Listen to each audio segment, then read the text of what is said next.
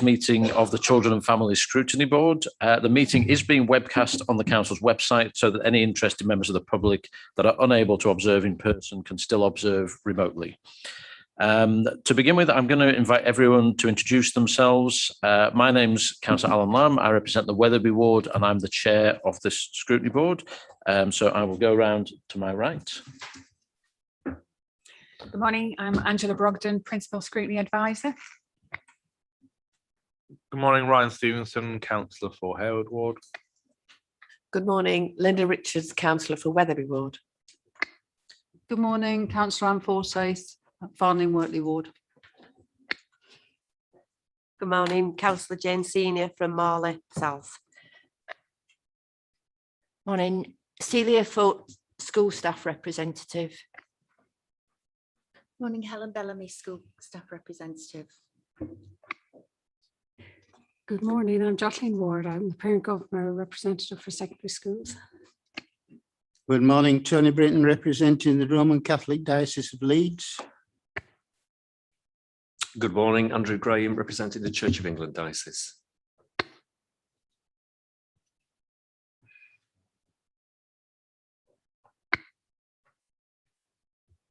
Good morning, I'm Ruth Terry, Chief Officer, Children's Social Work.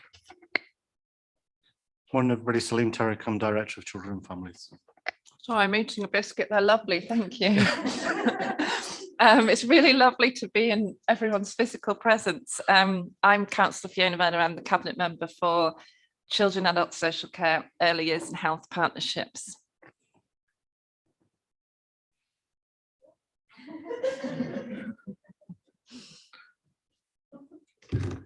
Morning, I'm Councillor Pryor. I'm the Executive Member for Economy, Culture and Education. Morning, Councillor Kaylee Brooks, Little London and Woodhouse Ward.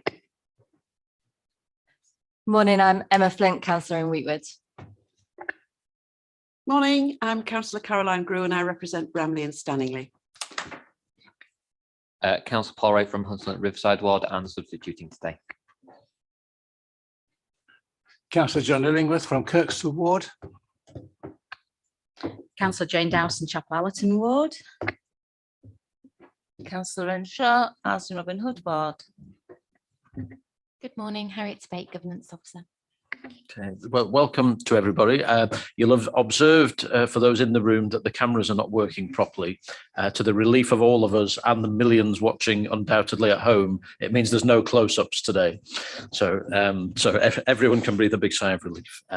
So if I can ask Harriet, please, to take us through the first 5 items of business on the agenda. Thank you, Chair. Under agenda item number 1, there are no appeals against the refusal of inspection of documents. Under agenda item number 2, there are no items for exclusion of the press and public today. Under agenda item number 3, there are no late items of business. And under agenda item number 4, please can I invite board members to declare any interest today? Okay, I'll take that as none, thank you. And under agenda item number 5, Chair, we've received apologies from Councillors Marshall Katung, Councillor Hussain, Councillor Bithell and Councillor Lay. And we have Councillor Dowson, Councillor Ray and Councillor Brooks attending as substitutes today. We've also received apologies from Laura Whitaker, our Young Lives Leeds representative, and Kate Blacker, Parent Governor representative. Thank you. Okay, thank you, Harriet. And a warm welcome and thanks to those members that are substituting today. You're very welcome to the board. So we move on to item 6, which is the minutes of our previous meetings. So first of all, if we can confirm that the meeting on the 8th of September is a correct record of that meeting. Those present, I'm seeing nods and no dissenters. And does anyone have any matters arising from that set of minutes? No. So then we also have our consultative meeting, which is held on the 15th of September. Are we happy that that's an accurate record? And any, so, yep. And any matters arising from those minutes, please? No. Splendid. Okay, so we can move then on to Item 7, which is our first substantive item, which is the Leeds Youth Justice Plan 2021 to 2024. We've got Councillor Pryor, Councillor Venner, Sal and Ruth. So I don't know who wants to start off. Councillor Venner, is it over to you? Yeah, I'm happy to start off. I sit on the partnership board that oversees the Youth Justice Service, so I'm really happy to make some introductory comments, and then Sal or Ruth might want to add to them. So it's a statutory requirement that we have a Youth Justice Plan, so that's why it's coming here. I suppose I'm really happy to answer any questions rather than make specific comments about the plan. The only thing I'd like to draw your attention to is a really interesting piece of work that we did last year, where HMIP did an inspection around the country, not a kind of formal inspection, but they did a look at disproportionality around the country in relation to the fact that in the Youth Justice Service you've got a disproportionate number of Black and dual heritage boys and young men. Which is the same in an adult prison. And they went to a number of youth justice services to look at how people were addressing that. And they came to Leeds as part of that. We got really, really good feedback on what we're doing. And I think when they write their final report, Leeds will feature very positively in it. We don't have the level of disproportionality that other areas do, or where we do, we have a disproportionate number of Romanian young people in our youth justice service. But where we do have disproportionality, which we kind of realised really through doing all the data around this piece of work, was we have a disproportionality around Black and dual heritage boys and young men who go from nothing to committing a really serious crime and being in custody. So boys and young men that haven't been in touch with Youth Justice Service or any other services, and then commit a serious violence offence, and their first contact with these justice system is being incarcerated. And I think what it threw up, because a disproportionate number of them have SEND and SEMH needs, it threw up that cohort are missing early help in all forms. So not only in adult social care and in youth justice preventative work, but also in education. So that's really focused our minds in terms of the directorate, really, the education and the social care side, in ensuring that group don't miss out on early help. So that was a really interesting piece of work to be involved in, and it's in the papers that you've got the plan around race and equality. I think they're the only comments I've made, but we're all really happy to answer questions or respond to comments if you've got them. I'll hand over to Sal and Ruth if they want to add. Thanks, Councillor Venner. Just to say, Councillor, just to add to the apologies, Julie Longworth, who chairs the Youth Justice Partnership, is because of some personal reasons isn't able to be in the office this week, so I'm sorry that she's not here today. But just in terms of the plan, as Councillor Venner says, this is a requirement of the Youth Justice Partnership to have a youth justice plan in place. It's a multi-agency plan, and it oversees the work of the Youth Justice Service. The idea is that the plan sets out the detail about how we work with children, young people in the city in this arena, and how we deliver our services, whose overarching aims are to reduce offending across the city, and try and work with children and young people who unfortunately do end up in custody. And so one part of that is managing is the preventative side. The other part is managing some of those children and young people that are in custody, and then an important role in terms of resettling those children and young people back into the community post any sentence that they might have received. We also do out of court disposals, which are alternatives for young people in terms of trying to avoid custody. And we also have some targeted work that we do through the Youth Justice Service too, where you've got young people who are at risk of entering the criminal justice system. So kind of first time young people that might be close to the edge of committing crime and getting themselves engaged in that process. We do preventative work with them.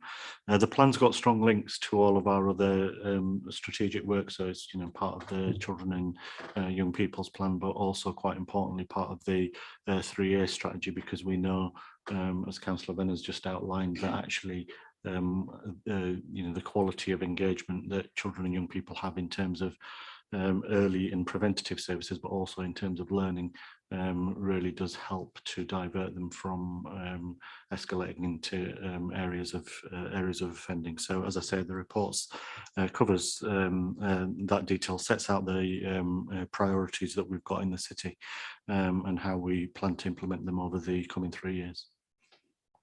Happy to take questions. And Ruth, did you have anything to add? No, I think Sal's covered it all, Councillor Lamb. Thank you. Okay, thank you. So obviously it's a while since we've done this, so just to remind people, have to raise their actual hand, and I'll take them in the order that I see them. So it's a few. So Helen was the first one I saw. Then if you just keep them up, and I'll make a note of. Thank you.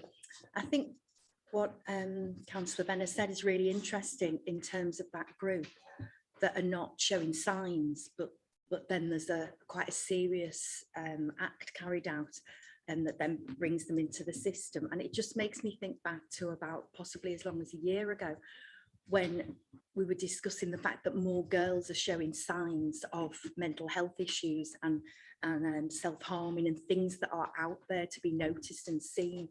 And I'm just wondering what the plans are, and whether there's a link between schools as well, because we know that schools have a very different way that they deal with children and with discipline, and some of them it's just kind of pressure cooker almost, and others they're more give them a voice and encourage them to speak. And I just wondered what the plan was for that group, because clearly there are things with those pupils going on, the mixed race group, that are not there to be noticed. Thank you.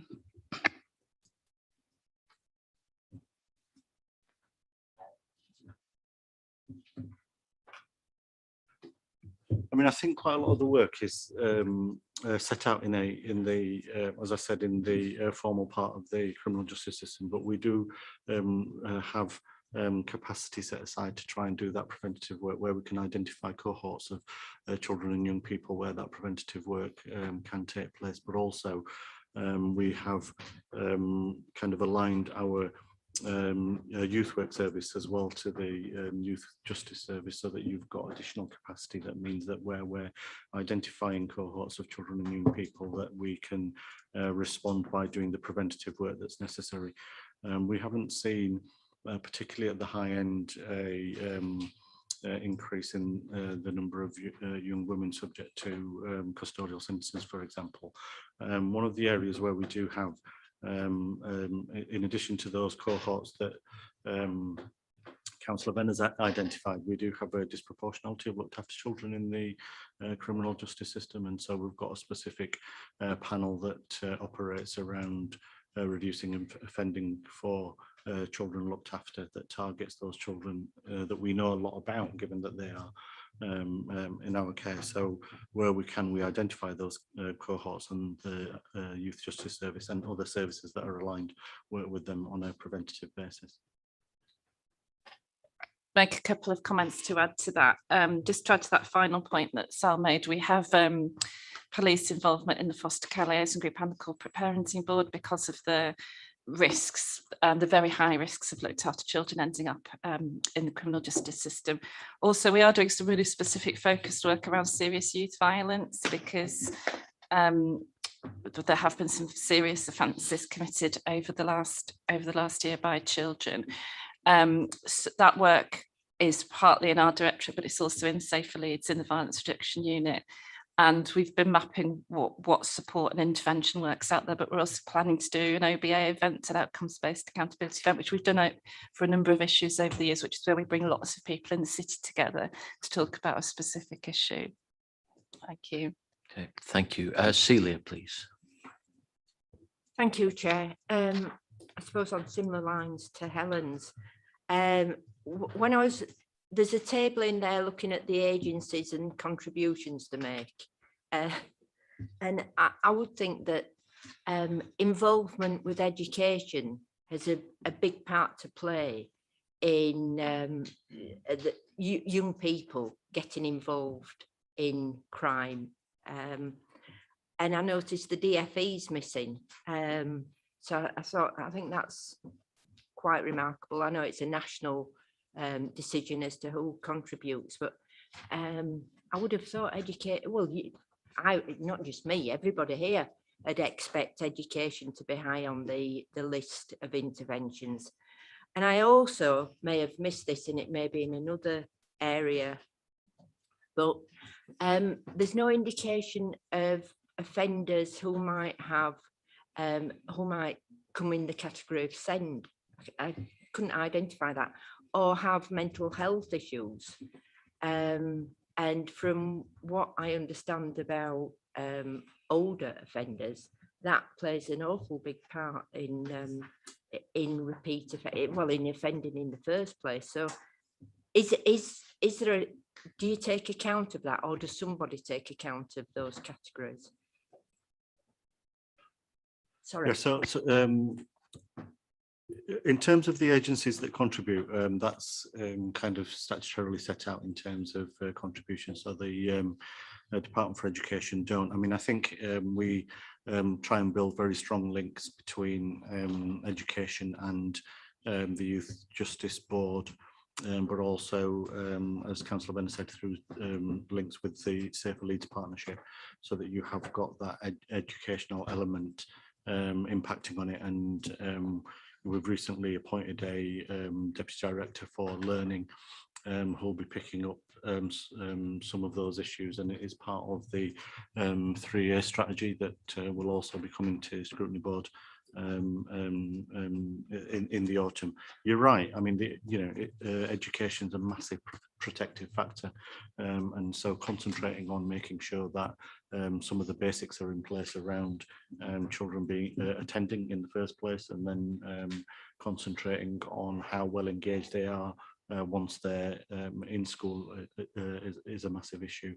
But all those issues that you've talked about around SEND and mental health issues in the adult population apply to young people as well. And we, particularly with the cohort that Councillor Bennett talked about there in terms of mixed race and young black men, we see those patterns of escalation in those services happen very quickly as well.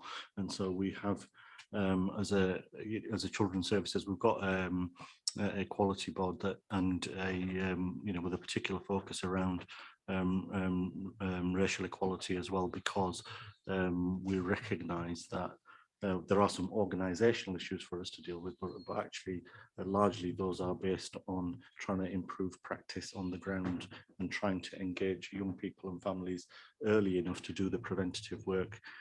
So there's something about that, and then something about the systems that they go into, and whether or not they are dealt with fairly and proportionately in those systems or not. Okay, thank you. Councillor Illingworth is next, please.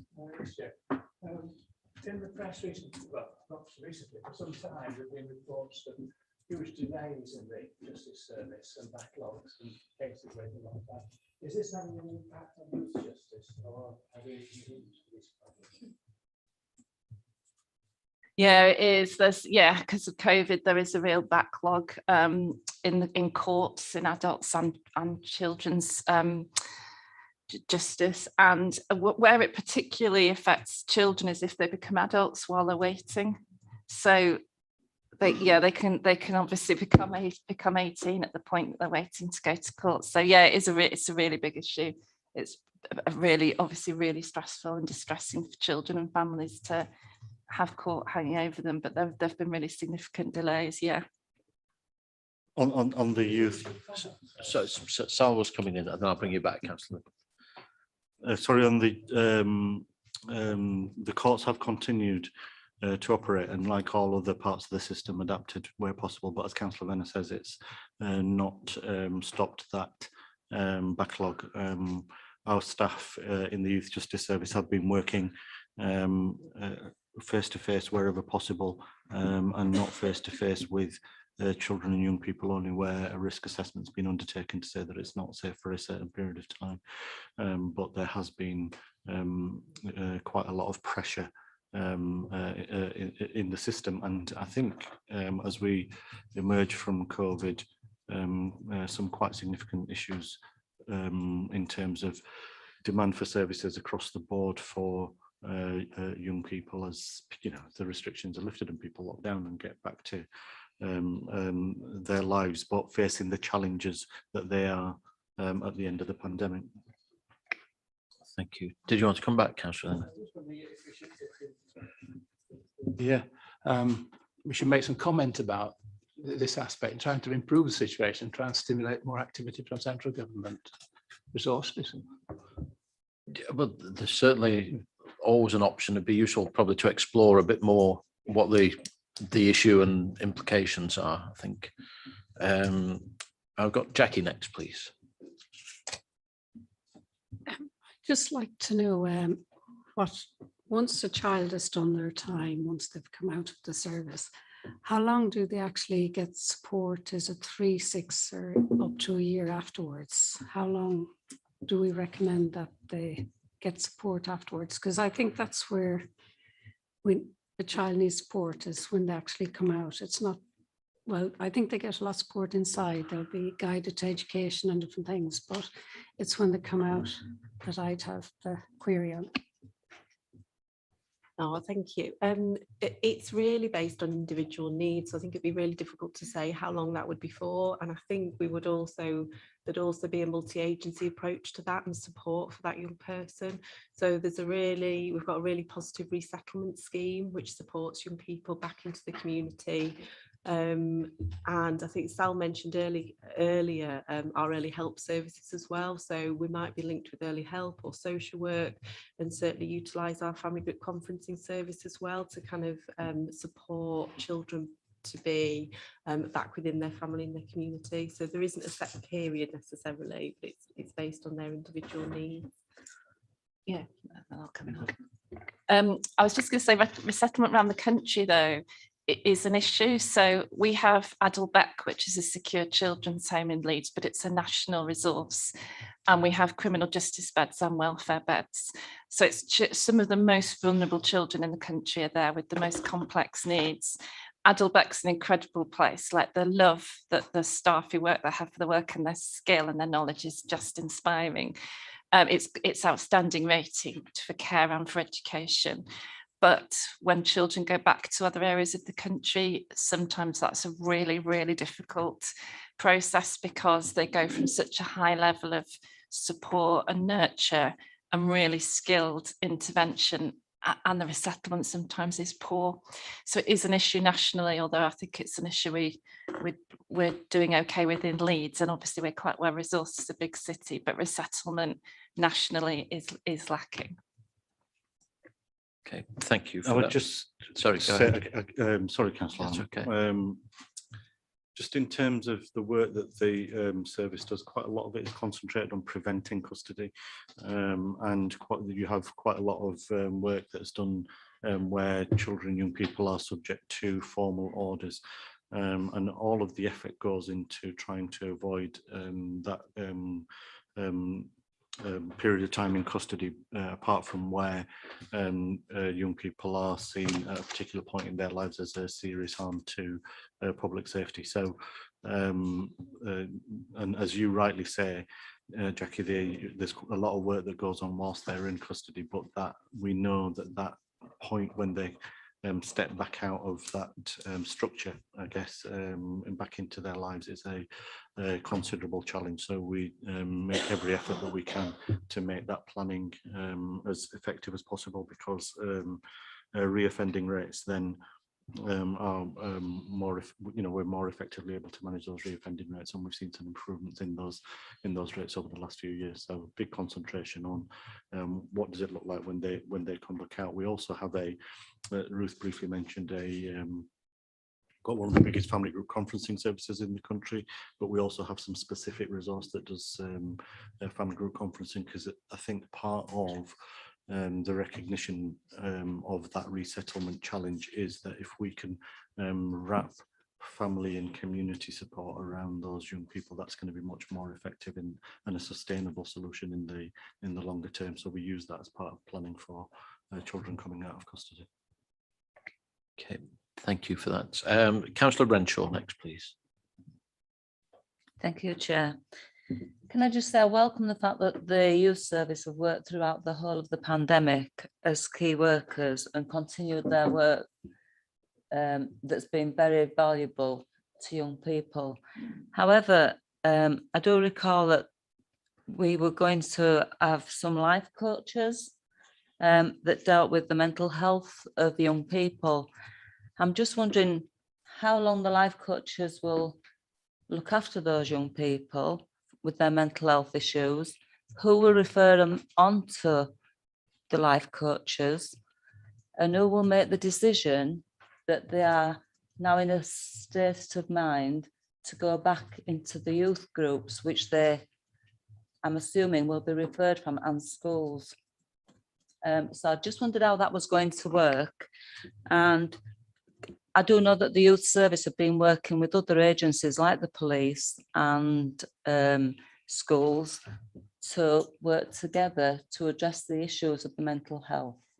So I just wondered if you could tell me under which department or which section the life coaches will come under, and how that referral will actually take place. Yeah, so the youth coach, the life coaches aren't part of the youth justice service, which is what we're looking at today in terms of the youth justice plan. They're part of the youth service, which is now Councillor Harlan's portfolio, but I can answer the question because obviously I developed the model that's now being implemented. So this is additionality that was pledged by now Baroness Blake. When she was Councillor Blake, she pledged an additional £500,000 for children's mental health that was to be put into the youth service to create life coaches, and that's to give the youth service some additional capacity to be able to do intensive one-to-one work with young people around their mental health, because obviously youth work is primarily working with young people in groups, and it just gave them that additional resource.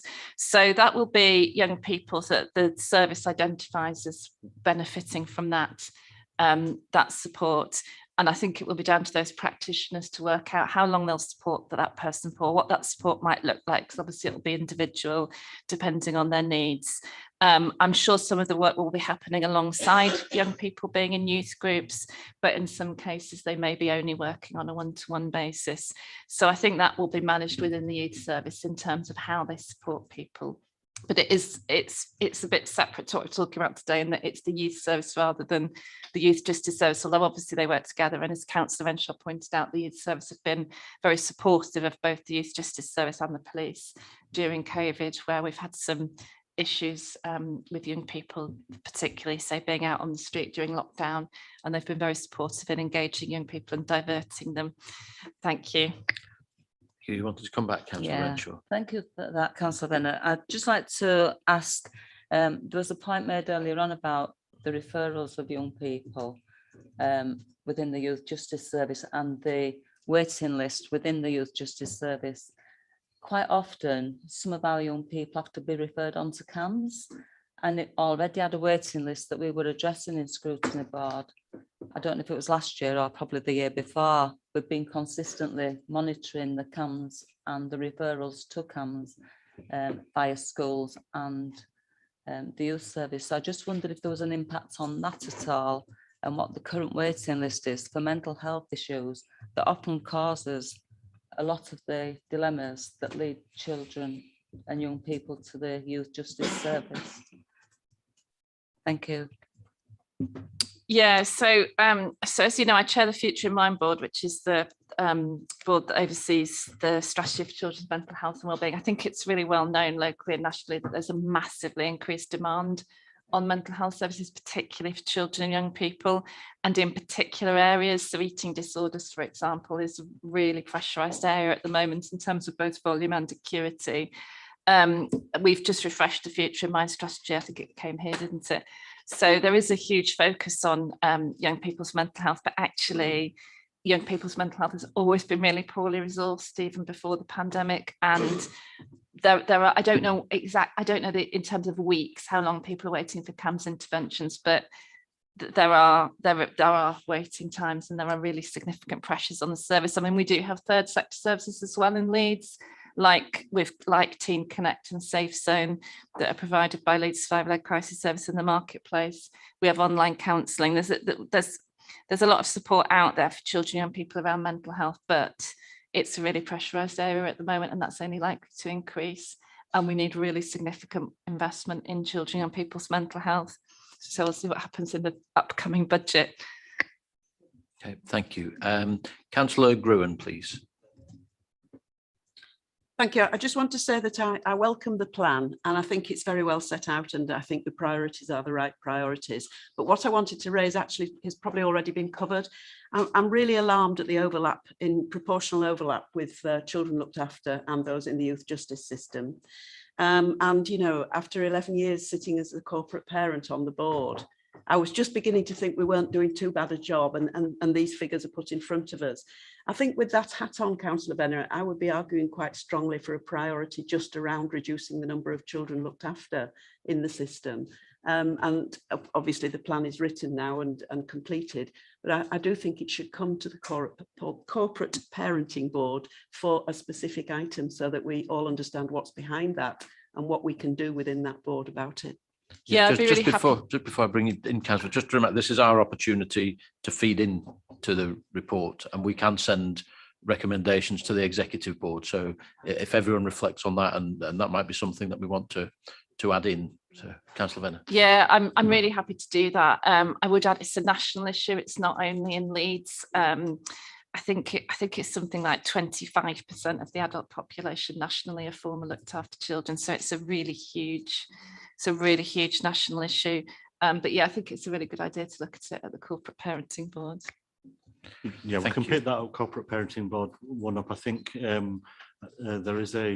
we do have a specific panel that looks at those children looked after who are at risk of offending. And I would say that some of the issues that sit behind, particularly adolescents coming into the care system and those that lead those young people into the criminal justice systems, are very similar issues. And so there's an element of that's why that overlap exists. But once they do become looked after, there is a specific panel that looks at preventative measures for those at most risk. Is the report going to the corporate parenting board? I can make sure that it does. Okay, and will there be a meeting prior to it going to the exec board in November? I don't think there is before then. What I would say is that it, although it's a plan that is set out for 3 years, we see it very much as a live document. So I don't see any issue with introducing or making changes as we go along. And so if it goes to the corporate parenting board out of sync with the exec board, and there are specific recommendations from there, they can be incorporated into the plan. To add to that, in terms of the statutory requirements submitted to the Youth Justice Board, although you have to submit a 3-year plan, their expectation is that you'll change that plan, because obviously you have to respond to things as they happen. So although once we've got a final report, it's not actually a final report, we can tweak it as we go along and add things in. Okay, thank you for that. Councillor Stevenson, please. Thank you, Chair. On page 31, where the ethnicity of offenders are broken down, the paragraph reads, the overrepresentation of mixed heritage boys in the justice system is long-standing in Leeds, and we will prioritise efforts to identify and address racial inequality. Obviously, if we're successful at that, then the number of, for example, white offenders would increase statistically. So what are the efforts that we're prioritising to identify, and how will that have an impact across the board? Because surely reducing offending, wherever it exists and for whomever the offender is better than prioritising different ethnic groups within, is it not?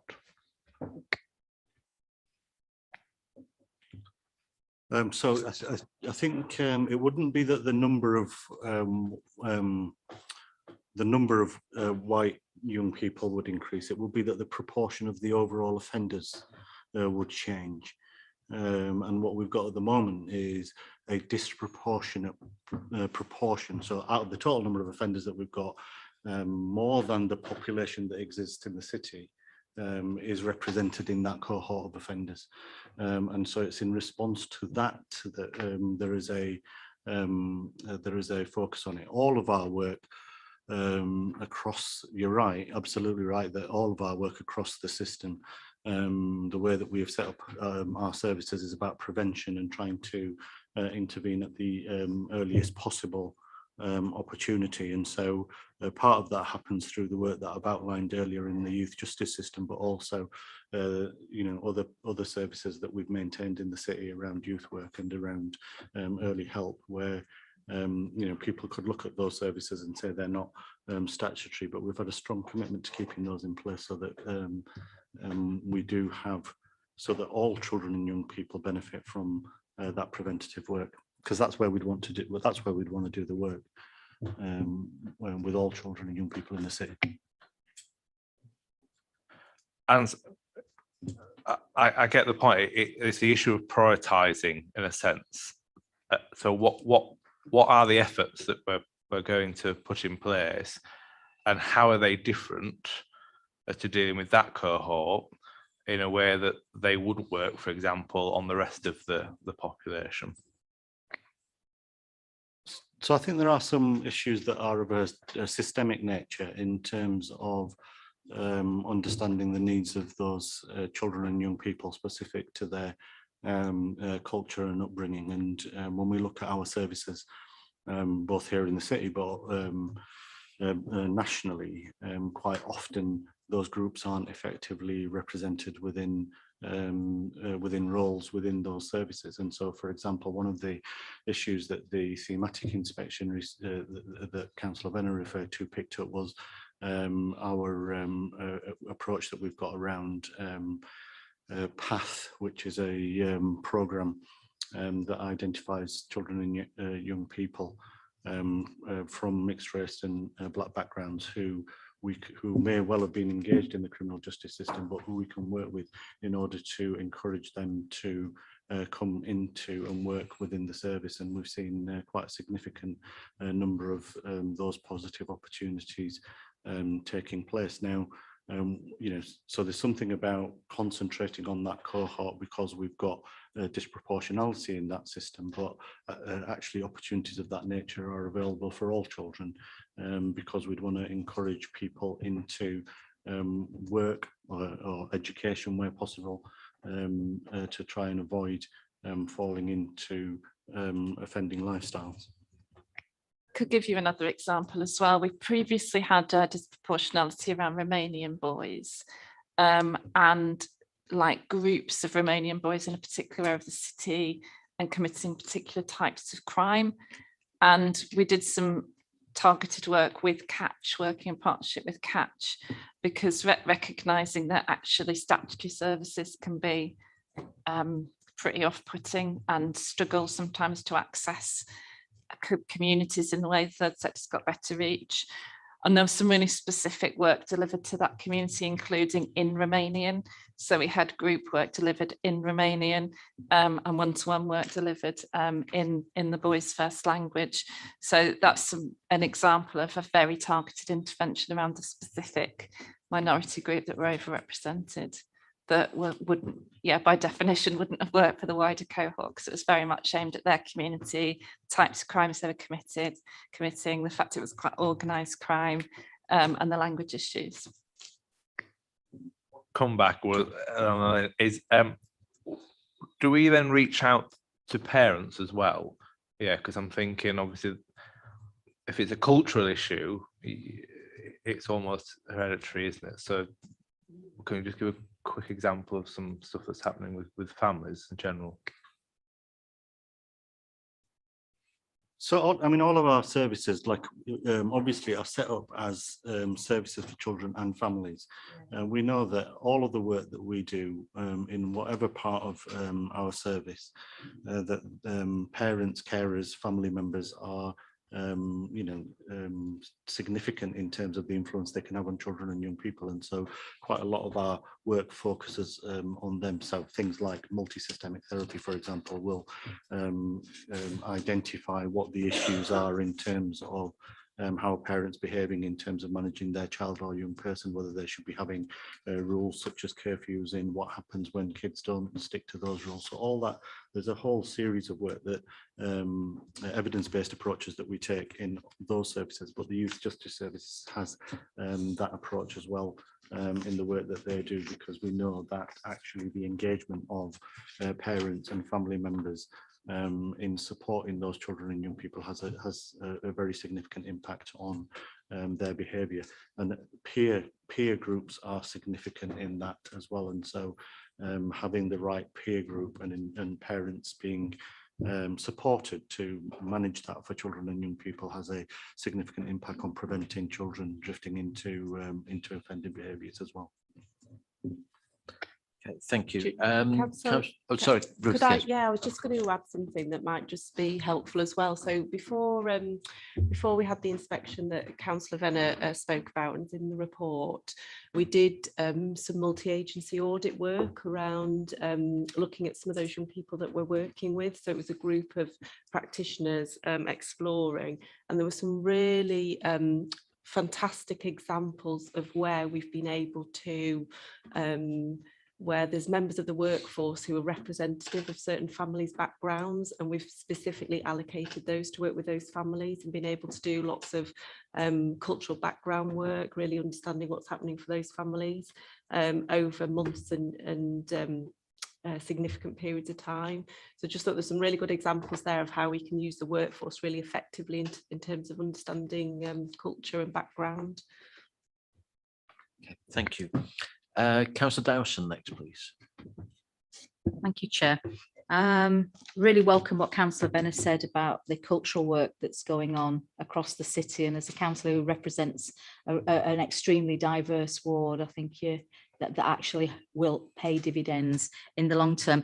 But I was a little bit concerned, not at the work you're doing, but the statistics that you gave about young people who haven't been identified, who suddenly go from zero to a really serious crime, and that often they're on a spectrum of special needs in the first place. So I'm wondering what kind of intervention you feel may be possible to identify those young people early, so that we can actually prevent some of that serious crime and obviously serious consequences for the communities and the families involved as well.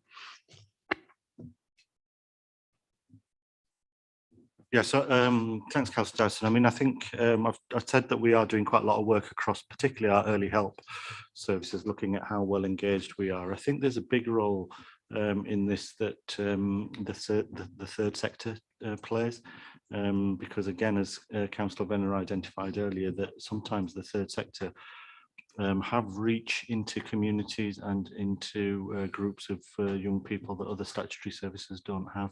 And so through the work that we're doing around the youth service review that we undertook, there's a substantial amount of that input that will be led by the third sector, but we've also made a whole series of small grants available so that smaller organisations who have got that reach to those young people can apply for grants and get into and work with young people in a way that we can't. There are really good examples of it. Councillor Venner mentioned Catch as one example. There are organisations like Hunslow Boys Club that do great work in this area, and just small things like small football clubs that are run by local community reps that just work in a different way to the way that any of the statutory services can work. So ensuring that we've got a spectrum of that type of engagement with our communities is really important. So we continue to support that sort of work. Okay, thank you. Do you want to come back, Councillor Dowson? just very quickly, it would have been nice potentially to have heard from some of those third sector organisations today. So potentially, if you bring this back at some point, it would be nice to hear the work that they're doing. And also from a local council's point of view, it would be nice to actually look at some of the organisations that you are helping to fund in our areas to see if there's any additionality we can put in to help them do the excellent work they're doing. Thank you. Okay, thank you. Still got quite a few contributors. Of course, we have got a few more substantive items on the agenda, so we'll take all the people that have got their hands up. But if members could just reflect on recommendation A for these next few minutes, and if there's anything we want to add, if we're going to endorse the plan as is, or if there's something we want to add to it. So, Councillor Flint was next, please. Thank you. Yeah, I definitely endorse the plan. I think it was great. I read it all. As I'm a youth worker qualified, and I've worked in the community. I've worked in Adelbeck. I've worked in schools, and I think from kind of my experience, the most effective kind of work that I saw was work where ex-offenders spoke with young people. And I just wondered if there was kind of examples of that happening, or if that's reliant on third sector organisations doing that. And also the other effective work I saw was like restorative work, where young people met the families that their crime had impacted. And that just seemed to really help in their kind of being part of the community again, but also kind of stopping further crime. So I just wondered if there were examples of that, or if that is just down to third sector. And if it is, then we need to be doing all we can to find funding for such projects. And I was just really amazed by on page 34, where it says that no girls from Leeds have been sentenced or remanded to custody since 2013. I think a lot of my work before that was with girls who had been sentenced. So just wanted to kind of make a note of that and say that's impressive, but obviously the work to be done is catching young boys early on. So that's it. Thanks, Councillor Flint. So I think on the issue around ex-offenders, some of the work that I outlined just a while ago in terms of the path work is really aimed at trying to overcome some of those barriers for those young people getting into work, because it's fairly straightforward, and that actually the more children and young people are in education or work, the less likelihood of them offending. So that's one route of that work that we do. We have had a pretty inspirational ex-offender who worked in our youth justice service, who is published nationally, who continues to provide support for children and young people, has been a real inspiration. And we've done conferences based around his own story. So we do recognise the power that has. We often use people like people from Rhinos and Leeds United, where we can to help and support that kind of work. So we do recognise the power of it. In terms of restorative practice, we've based our children's services approach on restorative practice, and whilst I know that there's a specific part of it, which is the restorative justice, which is some of what you were alluding to in terms of young people actually meeting up with people against whom they have caused harm. We do use that approach within the youth justice service, and it is available for children and young people to get engaged in. But we also set a culture and an approach that is restorative, that's about working with children and young people and holding people accountable where harm has been committed. So appreciate both those points, and yes, we do both those areas of work in the service. Okay, thank you. Tony, please. I suppose once a young person's reached the justice system, society's failed them. So I would have thought that the main issue should have been on prevention. According to that sort of portal of truth, the Yorkshire Evening Post, there seems to be areas in the city where there is a development, a growth of gang culture. Just wondered how much the Youth Justice Department, working with other people in certain areas of the city where this is, it seems to be a bigger problem. And if they are working together and all these other different organizations are working with them, the problem is who coordinates that work? Could you tell us that? Sure. So, I mean, I agree that the as much preventative work as we can do, we want to focus on, and that's why we use the kind of multi-agency approach to try and support children and young people as early in the life of the problem as we can. So the work that is specific to the Youth Justice Service is governed through the Youth Justice Board that Councillor Venner sits on and is part of, and that Julie Longworth chairs. So that work is coordinated and governed through those arrangements, and the majority of that sits within those statutory requirements around once young people have reached this particular threshold, then they're part of the criminal justice system, and there has to be governance and arrangements that sit over that.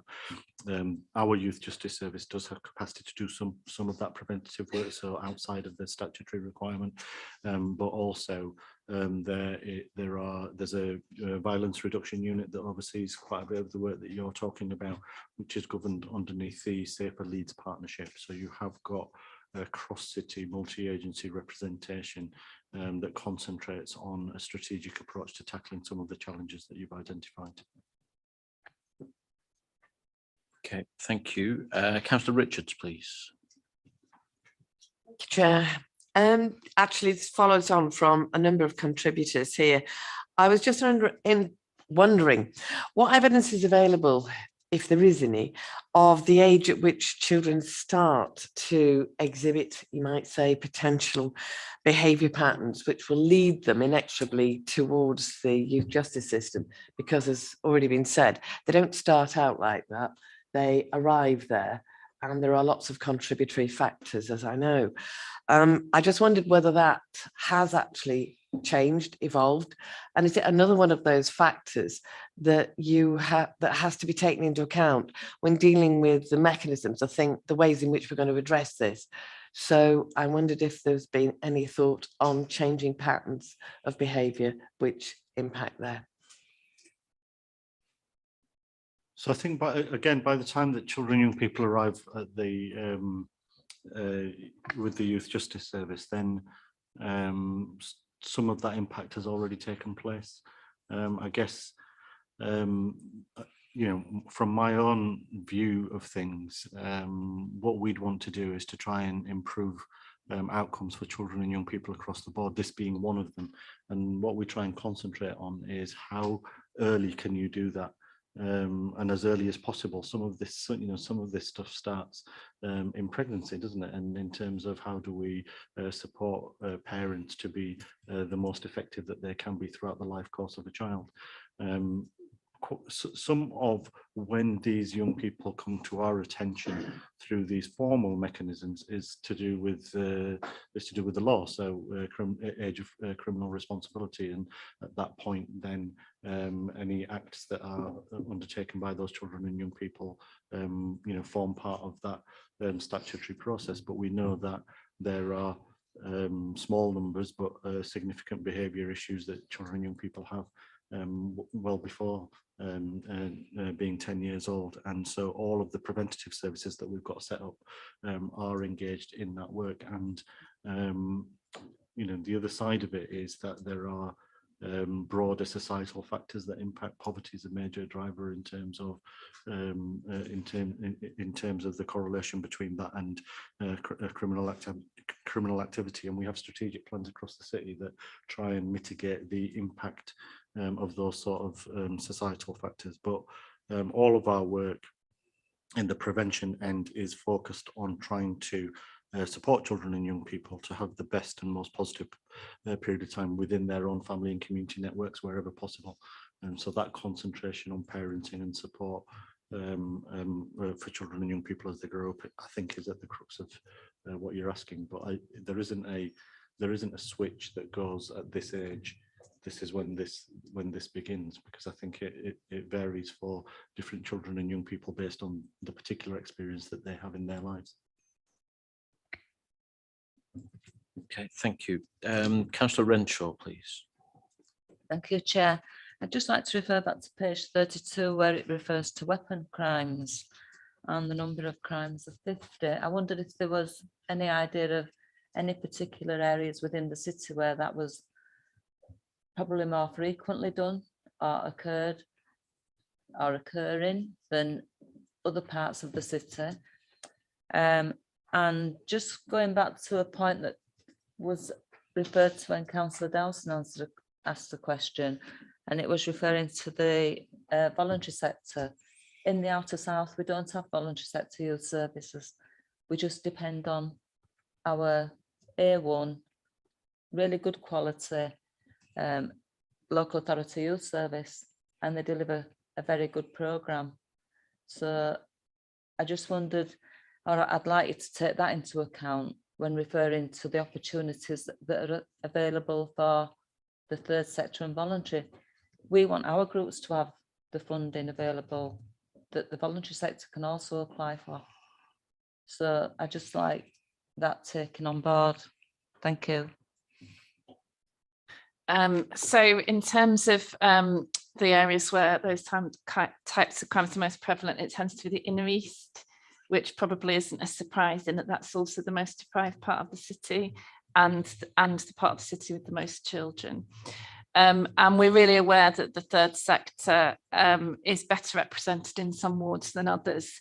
The wards that I've referred to, like Hare Hills at Scott Catch, or that Councillor Dowson referred to, her own ward of Chapeltown, they are the densely populated, most diverse inner city wards. So we're referring to them in this context because they're very skilled in reaching into communities that statutory services might struggle to reach into.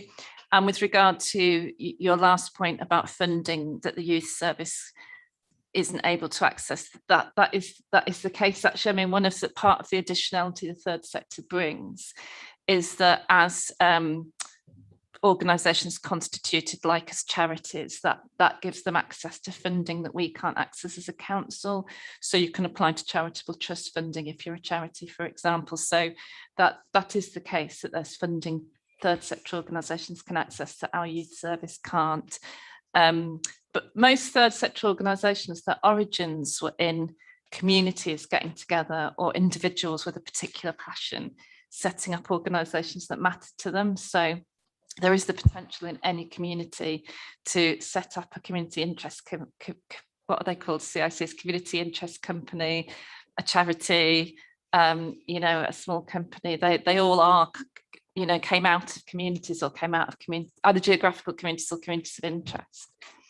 You know, like Refuge was set up by women escaping domestic violence, for example. So, you know, as councillors, it's always something we can lead on in terms of supporting people in our communities to set up organisations that represent their interests. Can I just ask if there's any monitoring that goes on to make sure that all the youth service throughout the city are delivering the same high quality and standard of service, or is that something that's been on a back burner? Because we've kept putting that forward from Scrutiny Board, that really it should be the same quality delivered throughout the whole of the city. Yeah, and again, we do get a good quality. Yeah, again, I think this is straying into another area because it's the youth service rather than the youth justice service. However, when I presented the model for youth work, it did include a really extensive amount of information about monitoring and evaluation, because we do recognise that that has been patchy and inconsistent, both in terms of our own internally delivered service and what's provided within the third sector that's commissioned. So within the model that's being implemented now, There will be, within the contracts that will be developed for each wedge of the city, there will be a monitoring evaluation framework that's part of those contracts that will be consistently applied. Okay, thank you. Councillor Forsyth, and then I've got a couple of questions, and then we'll wrap up on this section. Right, thank you very much for brevity. So yes, I welcome and endorse the plan you have, and I was going to ask about the reoffending, but you've talked sort of quite a lot about that in previous answers. I felt quite inspired by your priorities, say doing the simple things better and the listening, and I think that is really important. So how will this link, and you also say that the plan will change over time, how will the work that we're doing on off-rolling and elective home education be able to sort of dovetail into this over time? Is that something that can feasibly happen? So I think we can pick those links up through, particularly through the refreshed 3-year strategy that's coming to scrutiny. So we need to make sure that those links across in terms of preventative work in this field and access to learning and education are very strongly linked, because that's a massive factor in terms of young people and how they spend their time. And so it's, we've always had this obsession around trying to make sure that we can improve attendance of children and young people in the city. And over a number of years pre-pandemic, we'd made quite a bit of progress in that. But it's not just about the attendance piece; it's about how well engaged children and young people are once you have got them into those learning organisations, and the quality of the offer in terms of provision when children aren't in mainstream schools. So all of that will be part of the 3-year strategy refresh. So that's where the link, I think, comes in. To respond to the doing simple things well, I think I hope what comes through in this plan is the humanity that's behind doing the simple things well, because a really important aspect of the ethos of the service is recognising that the people we're working with are children first. They're children, and then they're offenders, or at risk of being offenders second, and treating the children and young people we work with warmth, compassion, respect, recognising their survivors of trauma is really important. And I hope that comes across in statements like that, like doing the simple things well. Thank you.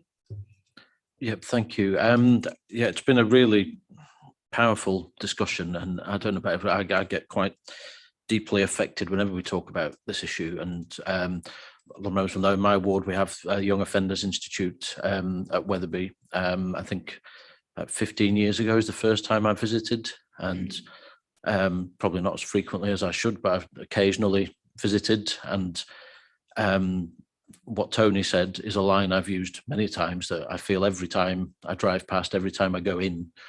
I think the last time I was there was 272 young men in there, and you feel we've failed as a society, every single one of them. Is that really the best we can do for young people, to lock them away? And we have to do, I welcome the plan as well, but we have to do better, I think. So I thought one of my questions was, how have we captured the voice of those young people? What I've found when I've visited is, once you forget they're there for a reason, and they've mainly done some pretty bad things to be there. Once you move past that and you forget where you are and you start talking to them, you could be talking to any child.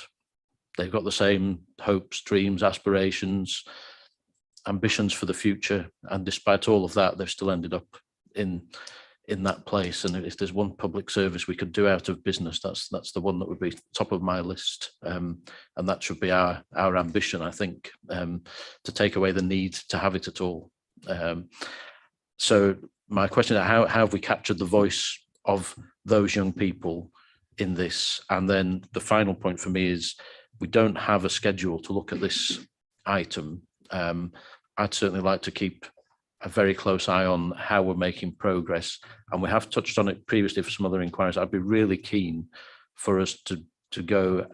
I think we couldn't go as a full board like this, but I'd be really keen for the board to go and engage with those young people and to find a way. We've done it in the past with other service and understand from them their story and some case studies. And I think it'd be really powerful to have an ongoing relationship, an ongoing look at this, because if we can tackle this problem, all of the things that have come before it, because I think it's probably the exception when people go from nothing to committing a crime that gets them here. If we've fixed this, the number of other things that will get fixed along the way would be really enormous, I think. So I think there was a question in there somewhere, but yeah, I think thanks for that, Councillor Lamb. You know, I've heard directly from young people that have been involved in the offending system, and as you know, children who are in the care system, and sometimes the way that we describe what they do actually creates as many problems as it solves. So you have quite a lot of young people who will say that actually you could have described this behaviour in this way, and instead you described it in a much more punitive and negative way, and that builds up a picture for us about what this, you know, before you've met them, and what they're going to look like or who they're going to be, and then suddenly you turn up and you see this vulnerable little young lad. And the story, the picture that people have painted is of something far more challenging. So I agree with you about really having to reset some of that, and about, you know, Councillor Venner's point about these are young people who have got significant needs as children and young people, and part of the solution to the difficulties that they find themselves in is about us getting ourselves set up to be able to meet those needs, so that we can help them to avoid being further into that system. You know, we've got our own secure children's home, Adalbert, which does operate very differently to a young offenders institute such as Wetherby. There's a specific thing about having a children's home for those children and young people, because in calling it a children's home, whilst we are undertaking a statutory responsibility and those children are in custody, we keep an ethos of them being in a home. And so through places like Adalbert, we have strong representation of children and young people's voice who are part of the system. The Youth Justice Service has, you know, does their own work around voice and influence of children and young people within the service, and then there's for each individual child or young person through their individual plans, we consult and listen to what they have to say about how we might help and support them. So in terms of monitoring, when would you say is a good time? I think it's something we should be doing regularly as a board. So I guess before we get into programs of work and upcoming year, if there's something, if the board wanted to have a closer look at it in terms of some form of working group, that might be into next year's plan, I think, given the amount that we've got on at the moment.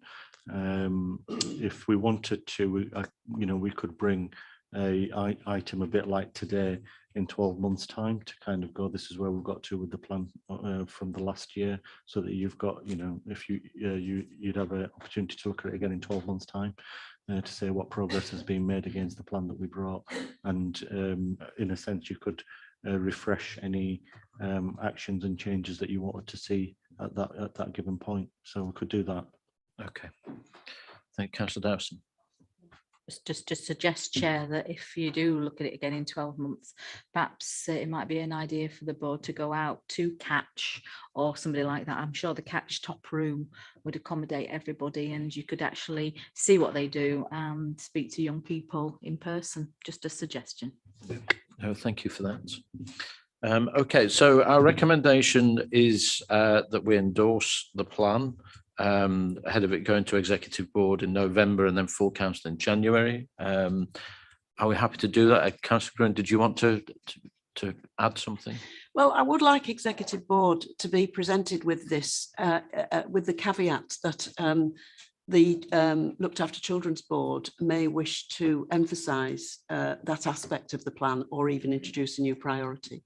Yeah, I'm happy with I mean, that. I was taken by your question about when does the trigger occur, Councillor Richards, and just a personal view, I think the greatest influence is the influence of support at home and parenting, and that can start from birth and before. And that's why we've got this overlap of looked after children, because they have started life with some kind of traumatic or very negative experience and possibly no support at home. And it's very difficult to compensate for that, whatever action you do, whatever focus you take. I mean, the nearest I've seen is really talented youth work. That might compensate a little bit for that, but it's almost impossible to compensate for no support at home, and that's why we've got these large numbers. So I do think the Corporate Parenting Board has a role in looking at this with the possibility of making a change to it. Yeah, but I think we can send our endorsement with that caveat, if everybody's happy with that. Yeah. Councillor Lingworth? Raised the question about delays in the system, and it's a question of resources to some extent. So it would be nice to give a prod in direction of central government to point out that they do control resources for this and that it's not adequate for the work that we have to do. In a non-confrontational way, but still make the point. I'm reasonably confident Councillor Venner will make that point whenever the opportunity arises. Yeah. Well, she's right. Okay, so we can move on. So thank you. It's been a really good, powerful discussion, I think. So we're going on now to item 8, if I can find where on earth I am. So it's the COVID-19 update on early years, early help and children's social care. Again, Councillor Venner. Yes, thank you, Chair. So this is a report that we've brought to the board regularly over the last 18 months so that you're assured in terms of how the Directorate's working in the crisis and how we're supporting children and families in the city.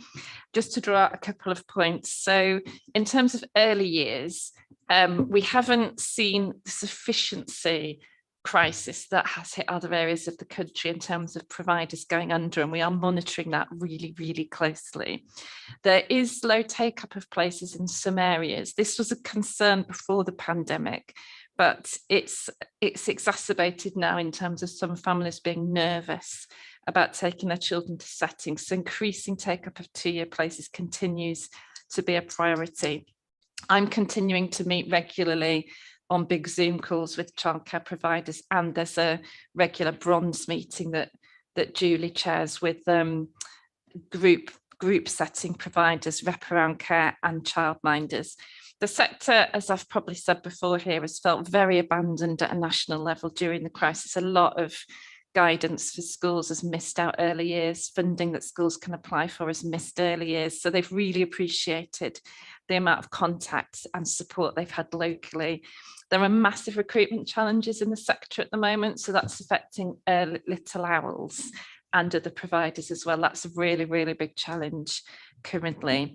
And also, unsurprisingly, a challenge that's starting to come through. I've been visiting children's centres, which is a delight now that we're allowed out and about again. I've been visiting lots of places, and our children's centres are saying children are just not where they should be in terms of milestones, and that's really not surprising in terms of babies born during this period, toddlers during this period. They've just not had the contact with other children and other adults, and for a while only key worker children, vulnerable children were going to nursery settings. So that's an ongoing issue. Moving on to foster care, there's a reference in the report to an increase in referrals to the kinship care team. So in Leeds, we have a much higher percentage of children in kinship care than is the case nationally. So 34% of our children are fostered within their own families, which is really high. It's 20% nationally. So that's very positive in terms of keeping children in their extended family.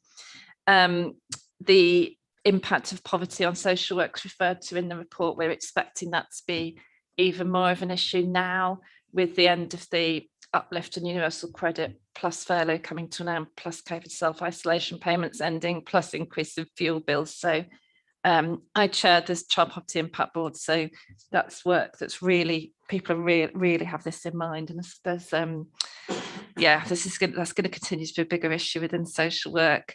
The fostering services had great support from elected members recently, which was referred to at full council. So I did a Zoom event with the fostering service about how elected members can support fostering in our own wards. And the team are going to go out to, wanting to go out to like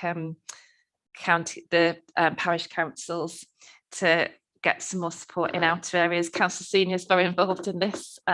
Morley are doing a reception for which is going to be current foster carers are going to go to try and encourage more people locally to get involved in fostering. Within our children's homes, inspections have started again. We've had very good inspections over the last year. I think we had 4 good, 3 outstanding results. So now all our children's homes except one are good or outstanding. So they've done a sterling job over the last 18 months. I'll leave my comments there. Thank you, Chair, unless San or Ruth want to add anything and we can answer questions. Thank you.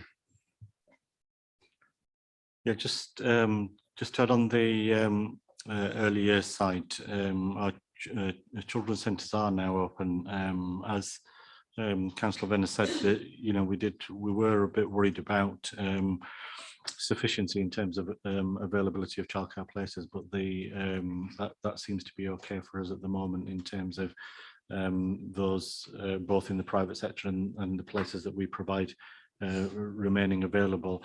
There is an issue in terms of take up of places, so demand in terms of childcare provision is starting to rise again slowly, but it's nowhere near pre-pandemic levels, and so that is going to cause issues for the sector.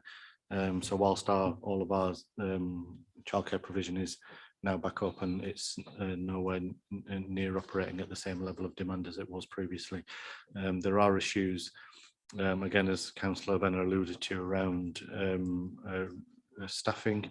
I would say that those staffing issues are across the board in terms of social care. So there are issues in terms of recruitment that people will be aware of, in general terms across the country.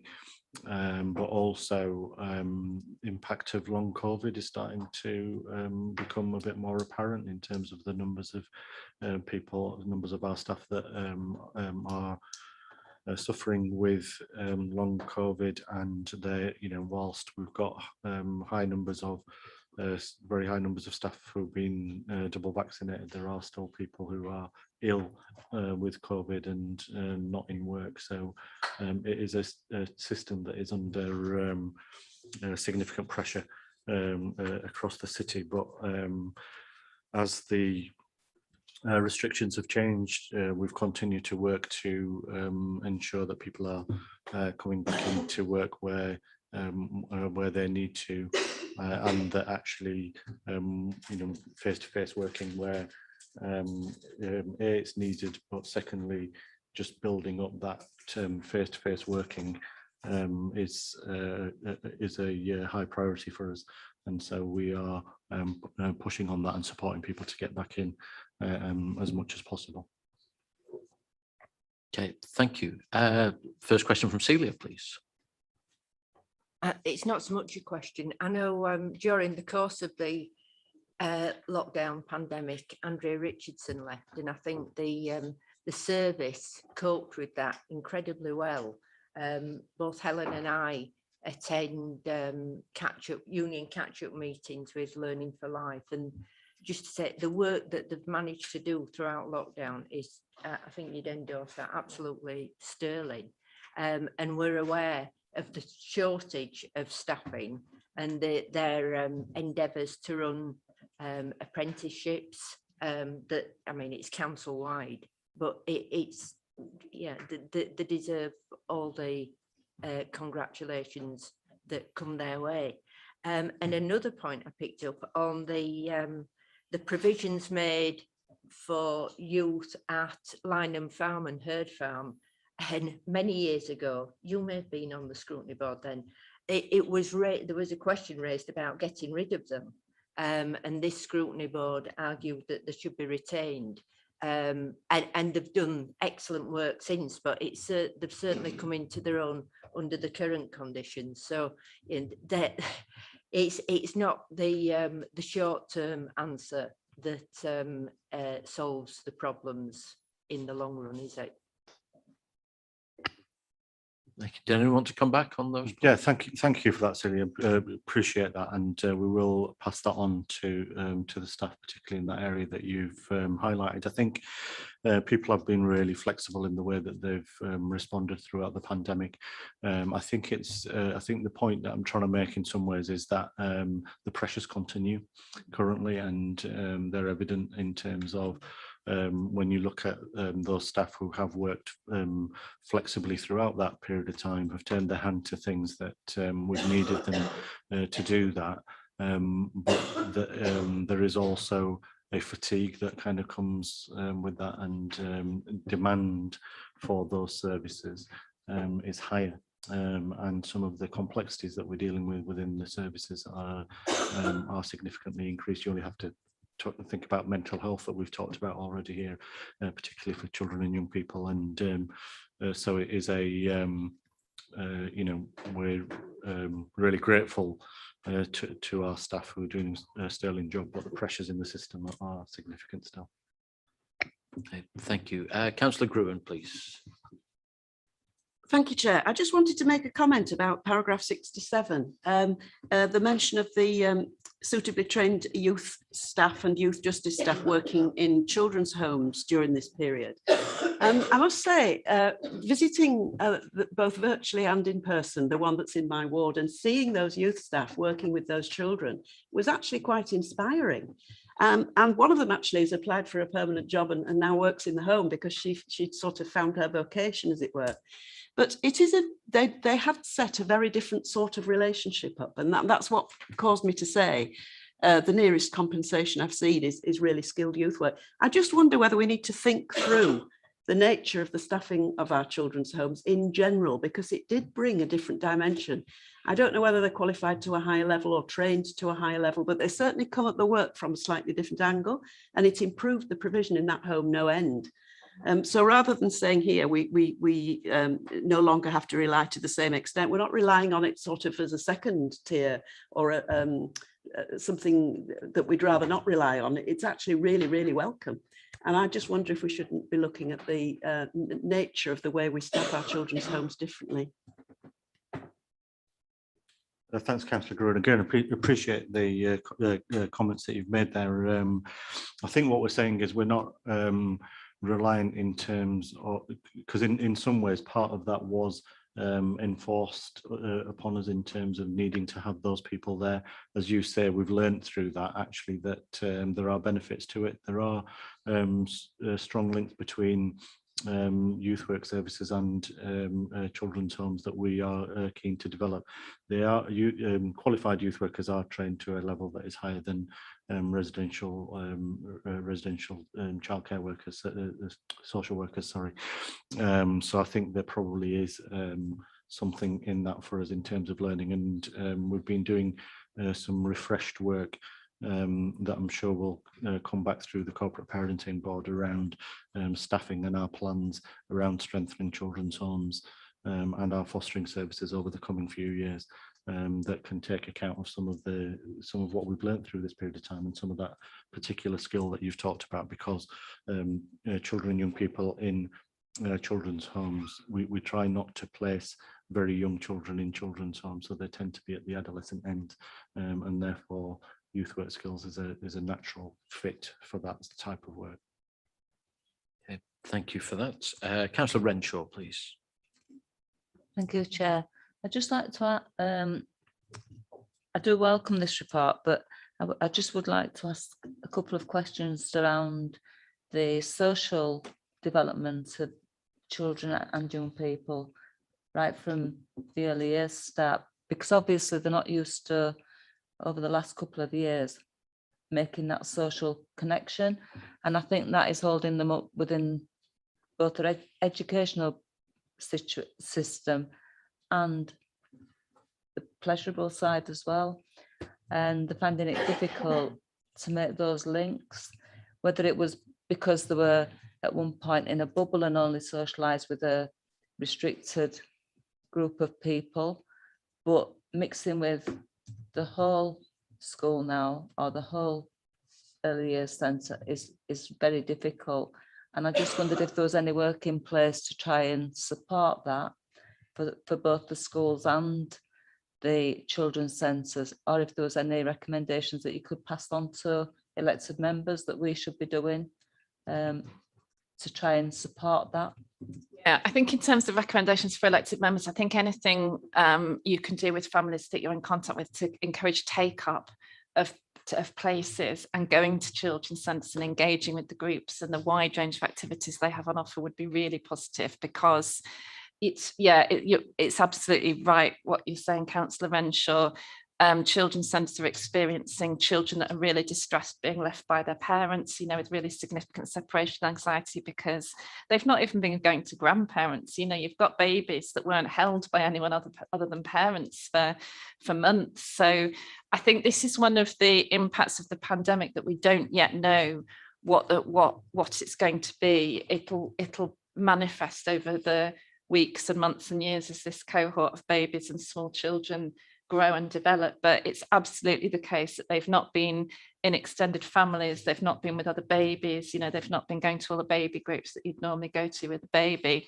And so their ability to be around other children, to socialise, to cope with noise, is really different. I would say our children's centre staff are really on it. They know this is an issue, so they're looking at it in their individual centres. They're also sharing practice on the Zoom calls that I chair.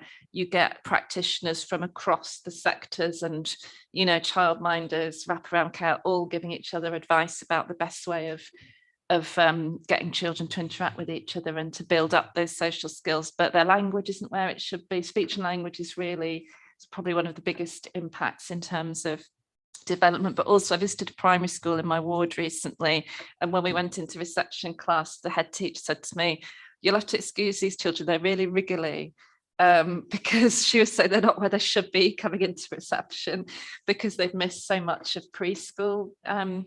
So just in terms of their ability to sit down, and it's not where it would normally be at reception.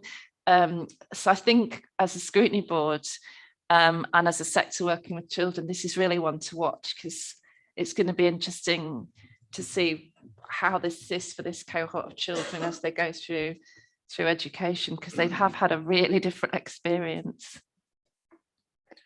It's a good phrase. I have to. Councillor Renshaw has been wriggly all morning in this board as well. So and it looks like she's ready with another question.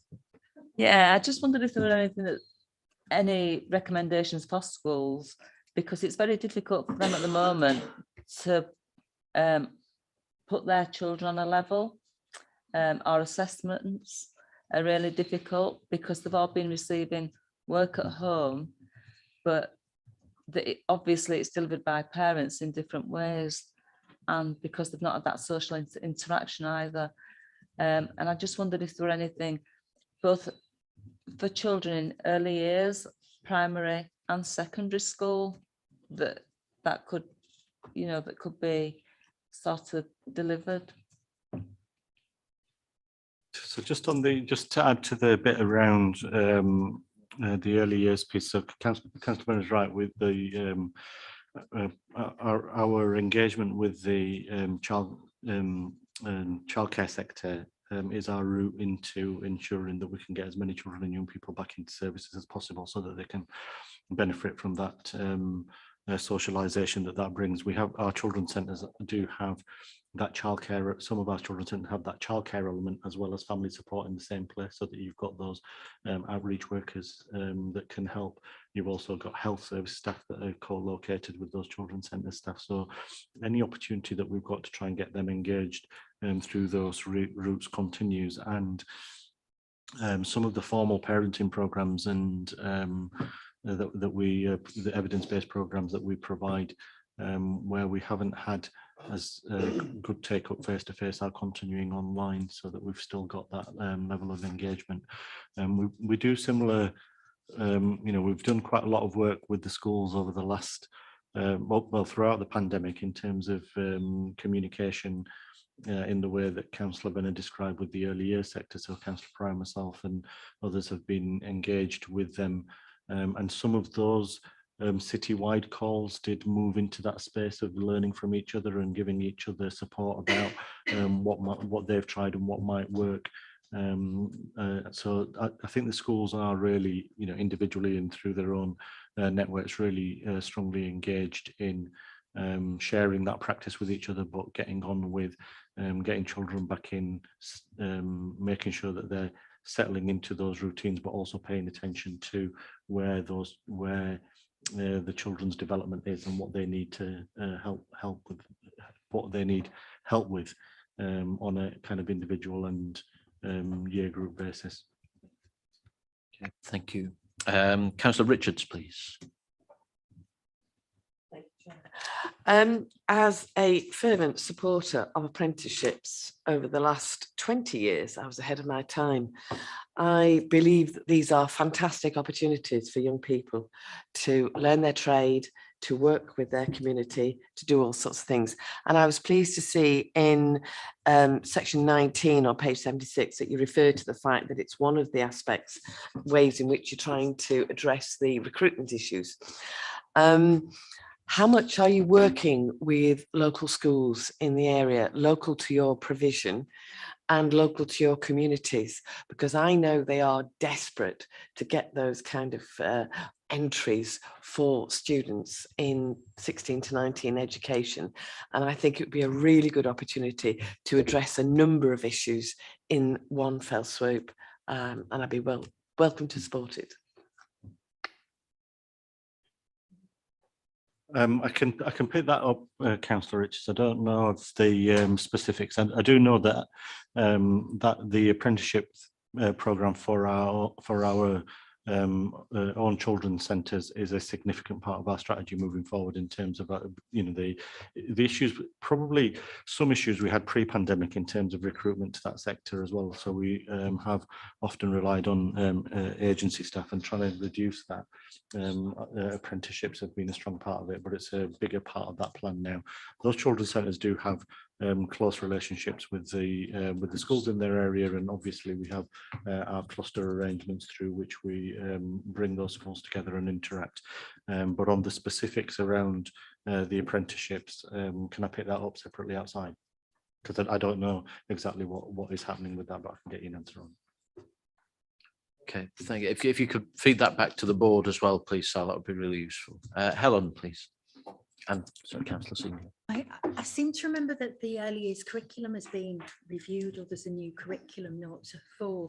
And I know there are certain strands that are given priority, one, social emotional. And I just wondered whether there's anything in that that's reflecting the situation that we're in and the importance of those key strands, and maybe others that need to be prioritised at this time for those children. Neither of us know the curriculum in enough detail. We do have our head of, what's her title? Our head of practice improvement comes to the Zoom calls that I chair, and she always does an update on what's happening in terms of her world. And so there has been quite a focus on the curriculum. It's a really big issue for early years providers at the moment, and I think it feels a bit burdensome with everything else that they're dealing with, having to introduce a new curriculum at this point. We can feed that back to you because I don't know the detail of it well enough, although I know we have people in the Directorate who do and are advising the sector in terms of their implementation, because as you'll know, Ofsted is starting to do formal inspections again as well of early years settings. I think for me, in the older existing curriculum, the most important things were those underpinning skills. I just remember there was a visual and it was kind of circular thing, and that really I think should underpin every education, regardless what age children are. I think that's going to be really, really important, that those skills are focused on more than the content, really. Do you think, this is slightly segueing into another item, but I do think part of the challenge with Ofsted, and obviously you'll know this, is it's felt as though they're actually working to the same framework without taking into account that we're in a global pandemic. So I'm not sure when settings have been inspected, they found it that supportive, although Ofsted are kind of saying it's supposed to be. I think it feels like inspections always had for our settings that have been inspected. Okay, thank you. You struck a chord, so I've just had a flurry of hands. So Councillor Senior, did you have, you're okay. Jackie was next, and then Andrew, please. I think for me, you know, like if children have missed out on basic learning blocks, as they call it, I think we should really look at children that have missed out on all these blocks, really, and then try and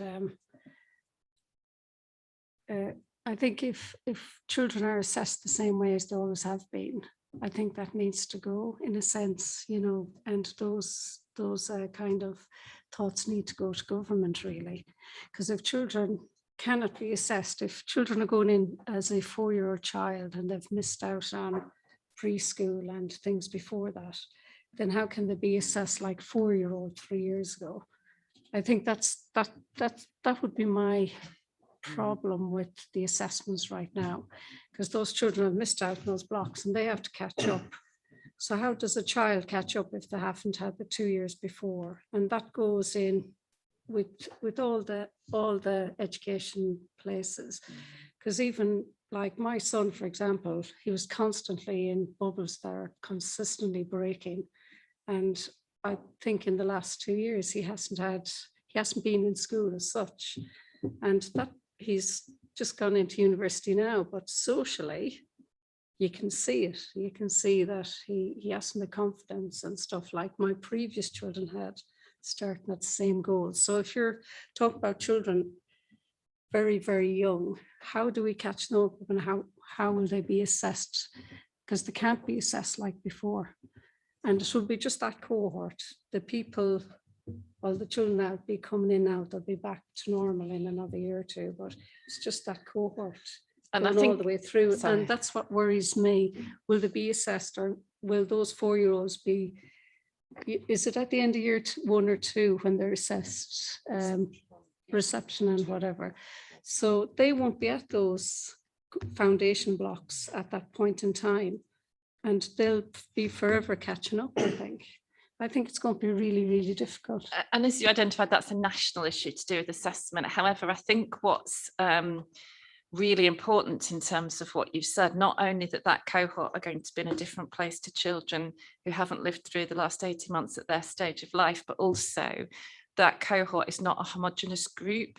So whenever I go to children's centres, I ask them how many looked after children they've got, how many children with SEND, how many children who come from families with English as an additional language, and how many pupil premium. So within that group that are going into our early years settings now, they've had a really different experience of the last 18 months. And as we know, the pandemic has massively exacerbated inequalities that were already there. So it's not even as though that group just need to be, you know, caught up. That they're at really, really different places within that. And that's very apparent in our settings, depending on the circumstances of the family. And things like families where they've got English as an additional language, the children aren't at a level they would be if they'd had contact with people outside the family. So there's a lot of inequality within that group that are going to be out of sync anyway with older and younger children.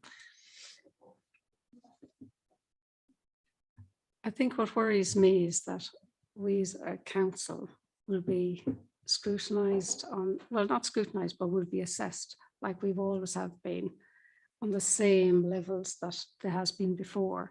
So then when everything does drop, which will happen, then everything will be going downhill when it shouldn't be. It's just that these children have missed out and they're not there. And they probably won't be for quite some time. And that's what I'd worry about, is that everything will suddenly go down. And it wouldn't be our fault. It would be the fact that building blocks will have to be established, you know, as time goes on, because each child is different and it'll take them quite a while for some of them to get there. You know, so I don't know how we'll be assessed as council. Do you know what I mean? And we'll, you know, we've worked so hard over the last, you know, as I think I'm being on this board for about 10 years to get to a certain standard within the city. But then when with COVID then, and when all these children are coming through the system, everything will go down because they haven't reached those substantial blocks in education. And I think that is a worry for probably all of England, not just here. Okay, thank you, Jackie. So Andrew, final word to you on this section. Yeah, I was just going to pick on the point that probably is made a little bit by Jackie now and Helen before, when she was talking about the early years foundation curriculum. I think the curriculum as a whole, regardless of the stage, I think early years foundation stage across Key Stage 1, Key Stage 2 and probably secondary as well, is a real challenge for teachers at the minute. And I think one that a lot of them are feeling very overwhelmed by, because ultimately children are behind and haven't been taught a lot of the milestones that they otherwise would have been done. And yes, that's a very mixed picture, depending on what the support was at home. But we're in a position now where, yes, it's very necessary for teachers to identify those very particular things that children need to know and those essential aspects of learning. But that is askew with the accountability framework through Ofsted, who will still be coming in to judge schools against that very broad sequenced progressive curriculum in all of the subjects. So, you know, teachers might be very concerned about aspects of writing where children aren't able to, you know, yet polish those very basic skills in writing or reading. But when schools come to Ofsted, they'll be expected, if the inspector so decides, to do a deep dive in French, but actually kids are demonstrating those skills at the expected levels. And it's a real conflict for teachers and school leaders. And I think it's going to be a real challenge in these coming years, you know, set against the accountability framework. Thank you. Helen, did you want to follow on from that? I think the important thing for all schools, and I'd say from experience, I remember I was maths coordinator for quite a lot of years, and teachers would say, oh, but they can't do this. This is this year's curriculum, this year's outcome. When you've got a child who's 2 years behind, you can't put the roof on when you haven't got all those building blocks, a bit like you're saying, those foundation steps, not as in early years foundation, but progressive steps. And I think that's the really important thing. You need to look at where schools need to look at where children are now, because actually in the long run as well, schools will perform better if they do that, not just those children benefiting from working on where they are now. Okay, thank you, Councillor Gruen. Just a comment on all of that. One of the primary schools in my ward was inspected last week. And you're absolutely right, Andrew. They were most insistent about the fact that the early years hadn't got the, didn't reflect the whole school curriculum structure in the way that the other classes did. And they pushed and they pushed and they pushed, and they insisted it was statutorily required from the 1st of September, which actually I don't think is the case. I think it's a period of transition from the 1st of September, but they didn't make any sort of allowances for the fact that those children were behind in their development. Okay, thank you. Any final thoughts, Councillor Venner or Sal? I've just, my ward colleague, Hannah Bithell, isn't here because she's on adoption leave. And she's just sent me a WhatsApp saying, who's in charge of children's centres? I want to send a compliment about the play group I've been going to. So that feels like a nice concluding comment that our children's centres are obviously supporting Hannah and her new daughters very positively. So Hannah can have an input to our meeting, even though she's not here. Yeah. Well, thank you very much for that. And we send her our good wishes on. So our recommendation was to have a full and informed discussion around the information in the report. I think we can safely say we've done that. So before we move on, I'm going to suggest we have a quick comfort break. I'm hoping we're done for 12:30 or thereabouts. So if everyone could be back just after 10 to ready to go again. If you just double check all the microphones are off, so we don't have a Frank Drebin moment during the break.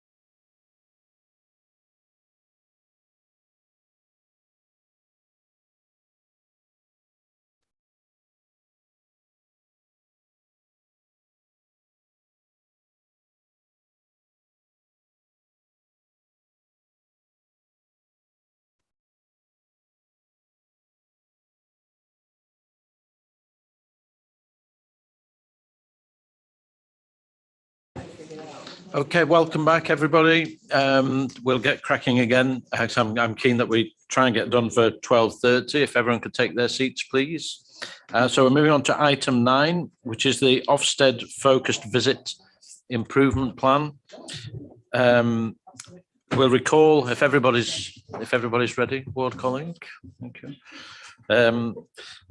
Last month, the board was briefed on the findings from the 2-day Ofsted focused visit to Leeds, which took place in July.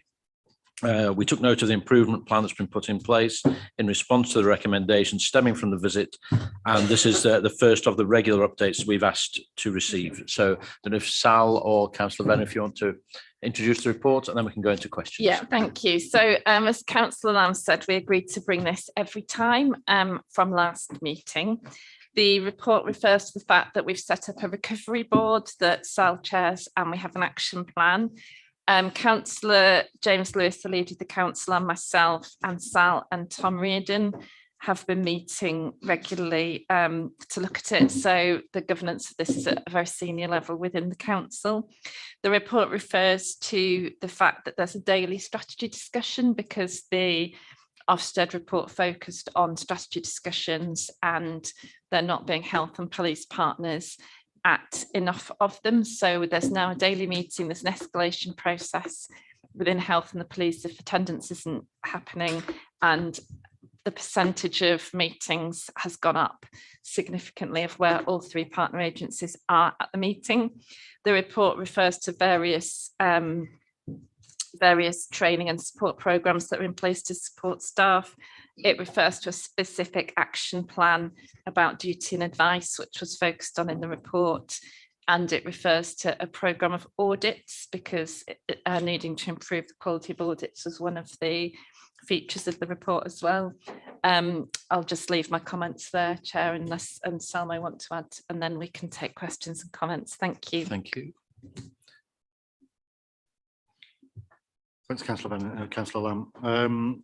So I think I covered this in quite a bit of detail at the last scrutiny board, so I won't go over that ground. I think what we've done here is really just set out that response formally for you in writing.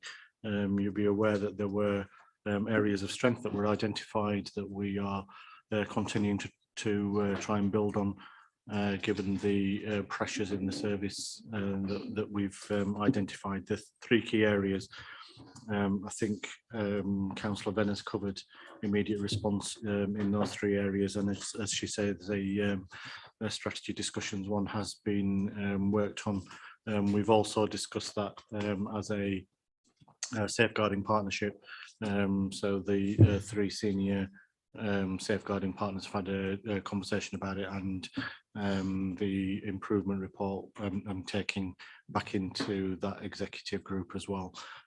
So well on with all of the actions that stemmed from the inspection. So happy to take any questions that people have got. Okay, thank you for that. So questions or comments, please? This would be a first if I, oh no, we're off. Councillor Stevenson. Sorry to disappoint. One of the aspects of the response to findings was the difficulty of the pandemic in terms of everybody being working from home. So I think I read somewhere that 50% is suggested in terms of office time, people coming back in. I wouldn't be so crass to suggest that people should get off their pelotons and come back to work, but do we foresee that is an obvious problem for us, and what's the staff reaction to coming back to pre-pandemic style working?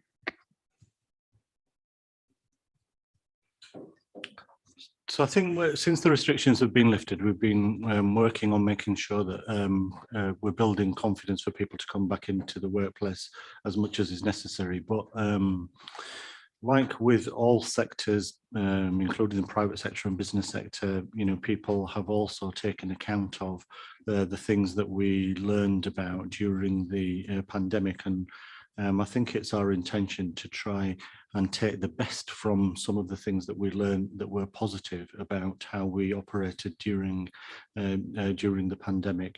and to combine those with our traditional ways of working. We're keen on plenty of face-to-face interaction, both in terms of, obviously in terms of the services that we provide, but particularly in terms of activities such as collaborative activities such as team meetings, supervision, support that staff receive when they are in the office. But I don't think that requires for 100% back in the office in ways that we previously operated. Actually, we've been able to find some significant efficiencies in the way that we operate in terms of savings on travel times. Certain meetings that can take place remotely, you've got much higher attendance at some of those arrangements.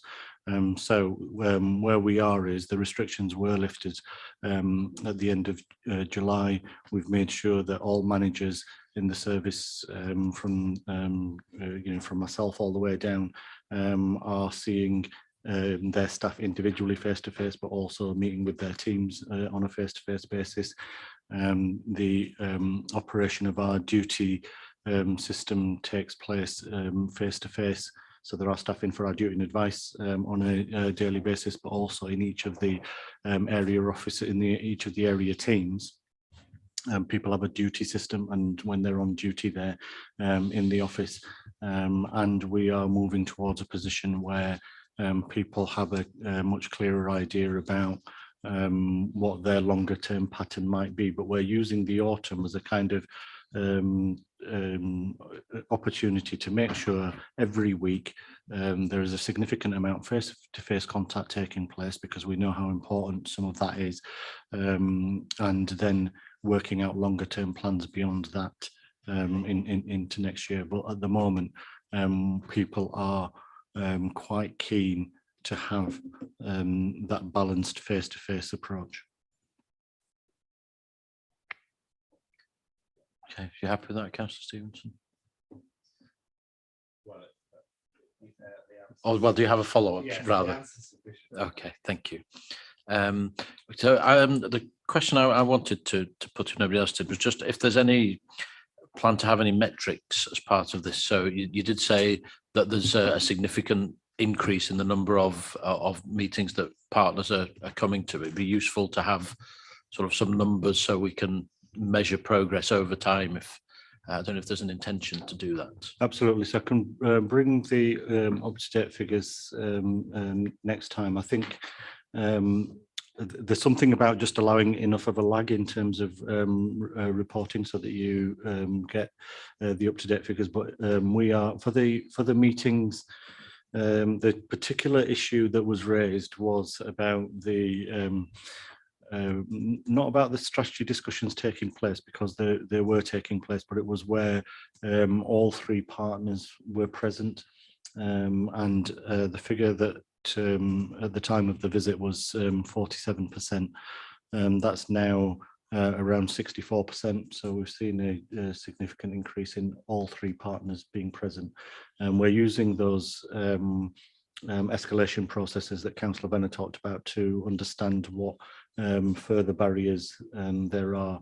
But if you think about needing to have a strategy discussion within 24 hours of the contact arriving with the service, then you rely on three partners being able to do that immediately. And some of the challenges sit within with our partners in health, who sometimes don't have somebody immediately available to engage in that strategy discussion at that point in time. But they're fully committed to increasing that percentage further, and we're working closely with them on plans around that. Okay, thank you. Yeah, it would be useful to have some means of measuring how we're progressing. I'm happy to take the take the recommendations that came from the report and that the strategy discussion that I've talked about there, and bring you at the next meeting metrics that say this is where we were, this is where we are. If that's I think that'd be really helpful. No problem. That's okay. And the other thing I was wondering, from my own perspective, it's quite some time since I did a visit to the front door. And I wonder if it's useful just for a very small working group from the board and myself and maybe a couple of others to just go and have a visit and again understand what Ofsted we're looking at and see for ourselves if that's something that A would be useful and B could be facilitated. I'd be happy to facilitate that, Councillor. I'm not a problem. Okay, thank you. Any volunteers? Jackie? Oh, lots of volunteers. Right, we might have to whittle it down to. We'll see how many can be accommodated for a useful session and see. Okay, right, we can pick that up outside the meeting. Okay, any other questions or comments? If not, then I propose that we move on. The recommendation is just to note the actions of the improvement plan, and obviously we'll continue to monitor with the suggestion of metrics and potentially a visit, which will just help to inform our progress on this, I think. So thank you for that. So move on to item 10, which is the inquiry into exclusions, elective home education and off-rolling. And we're looking at the draft terms of reference, and always worth reminding this thing, we're not doing the inquiry, we're just checking that the terms of reference are what would have captured what we want to do. So everybody's had the opportunity to look at them. So I don't know if any board members have got any queries, questions, comments. Councillor Stevenson. Yeah, I agree with the content of what's in the draft terms. I just have a slight, very obvious issue in programming, in that the 3 sessions that are laid out, I almost wonder whether we need to do them in reverse of what's set out. And I think we should prioritise elective home education as an issue, because we had a conversation at a previous scrutiny board about the impact COVID's had on that, and whether parents are now sort of reassuring and coming back into schools and academies, and that would be very live, fresh data we could access. So I think an earlier session around elective home education would be useful. And a note on witnesses, we mentioned representatives for young families that have elected to home educate, and somebody reached out to me from one of those groups and asked that they could be part of that. So when it comes to the point of looking for witnesses, could you let me know and I'll put you in touch with that person. But the other issue is around exclusions, because the only real data we'll have at present is so old now that it would almost be like holding sort of Marcelo Bielsa to account for their number of goals scored in 2017 in a way. So I would suggest that we have to wait until we can have at least a half year, if not a full year's worth of post-COVID exclusion data that we could drill down into, because holding the session next month and looking at figures relating to that, we don't have those figures now that's relevant. It's so old, and for obvious reasons there weren't any exclusions last year, for example. So I would flip it round personally and have the experience and views shared first, with a focus on elective home education, and then next year when we can assess some actual data that's current, it'll be more helpful to us. That would be my suggestion, Chair. Okay, I think elective home education is due to be in session 1. Yeah, so that's what I was saying. I think from my point, session 1 should be the focus on elective home education. Remove the second line there, which is latest local figures relating to permanent fixed exclusions. Take that out, and also include the experiences and views of people in the first session. So flip that around, and then we can come on to look at latest figures of permanent and fixed term exclusions in the last session, when we can actually look at fresh data, would be my suggestion. Okay, Councillor Forsyth. I would wish to disagree, really, because I feel that looking at the exclusions and off-rolling was actually very much sort of live on what we were discussing, and also the the elective home education has become quite fluid now, and I actually think that we probably need to be looking at the off-rolling that we were so concerned about first, because I think there's still going to be later on. I think all the home education. My understanding is that those figures are actually quite variable. Councillor Pryor. Obviously it's not my inquiry, it's yours as a board. I probably sit somewhere between Councillor Stevenson and Councillor Forsyth. I think Councillor Stevenson is absolutely right that this is the real live issue, given kind of COVID and the increase in number of children who are electively home educating.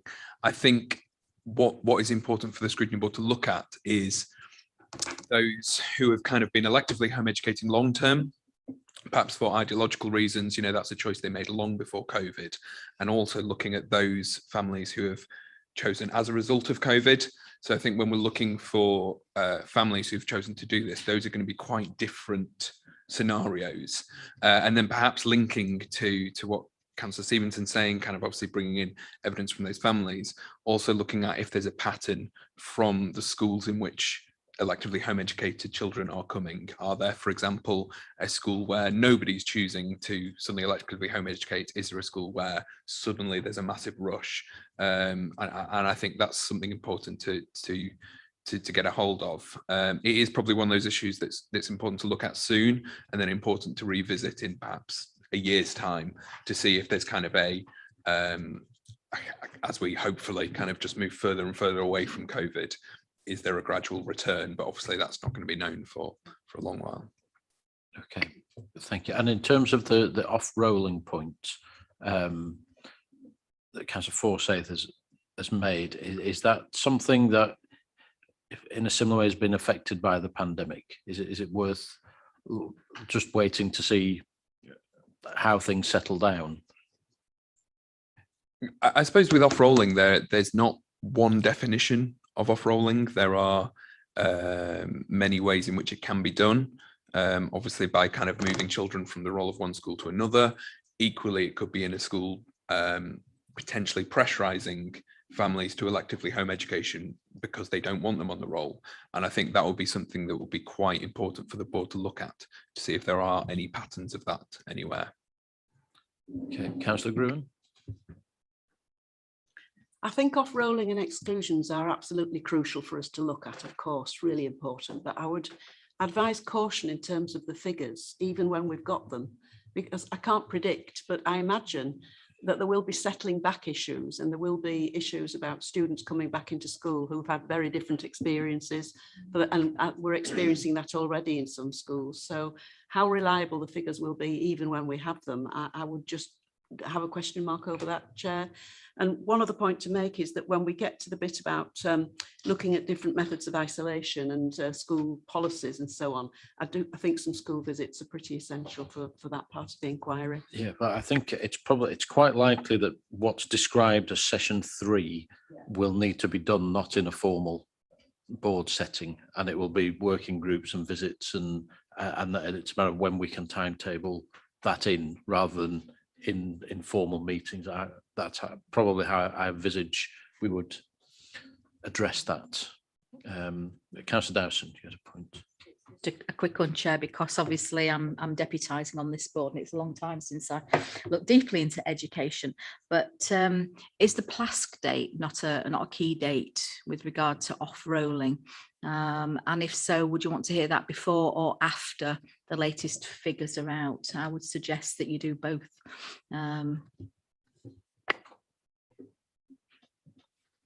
Stevenson. I agree with the comments that were made in the round, and I think my suggestion would be, and my proposal for the edit would be, that what we've got as session 1 at present, the second bullet point there, we just cannot do. Latest local figures, they are not available. We are not far enough in this term, and last year there were pretty much no exclusions because the schools were shut.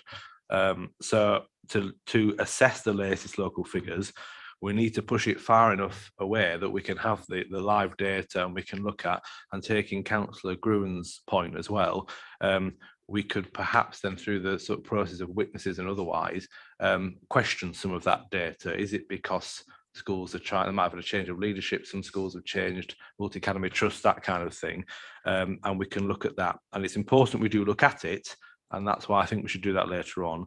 I would do what is session 3 at present, I think we should do first. So those visits or those round tables and working groups, I think we should do early on to get the feedback from people and hear their accounts for firsthand, and that would, I think, aid the discussion that we would have later on. Thank you, Councillor Brooks. Thank you, Chair.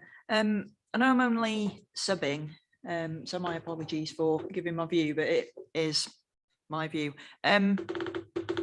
So I think in terms of the session 1, like if you're looking at the most up-to-date data, I understand your point, Councillor Stevenson, about you need the most up-to-date data. But I think probably to have a proper comparison, it would be really sensible to go back a fair few years, maybe 5 years, and then you'll have that proper comparison throughout time.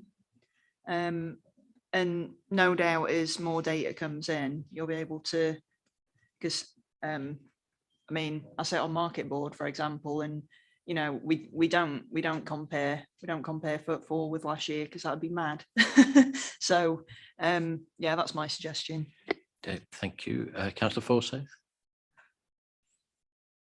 Sorry, yes, I mean, I would tend to agree there that we can't just, it has the feel that, you know, the pandemic has sort of like put a bit of a cover over that, and it hasn't. You know, we need to know what was happening before, and it's as though we've lost 18 months or so, and we can't just ignore that, and the latest figures may well go back a few years, and those do need to be looked at. Okay, Celia. I somewhere between the two, a bit like Councillor Pryor. If we want the most up-to-date figures, then I can tell you by November, you won't have a decent picture of what's going on in schools. Already, you know, it's apparent that schools are not operating in the way they would have been doing in an ordinary November. The COVID situation is still having an adverse effect on them. I mean, the rates of infection in school is going through the roof. That's because the roof's probably leaking as well, but that's a different board, I believe. Anyway, but it doesn't stop accessing the historical one data, and of course you'd need that, but you need the current ones, because you will see you could maybe see a distortion that you can put down to the impact of COVID and other things. So it's both of those. And the experiences of and views of young people and their families about being excluded, I think it's got to come later on as well, because I don't know that many schools will be rushing to exclude at the moment. They've only just got them back in.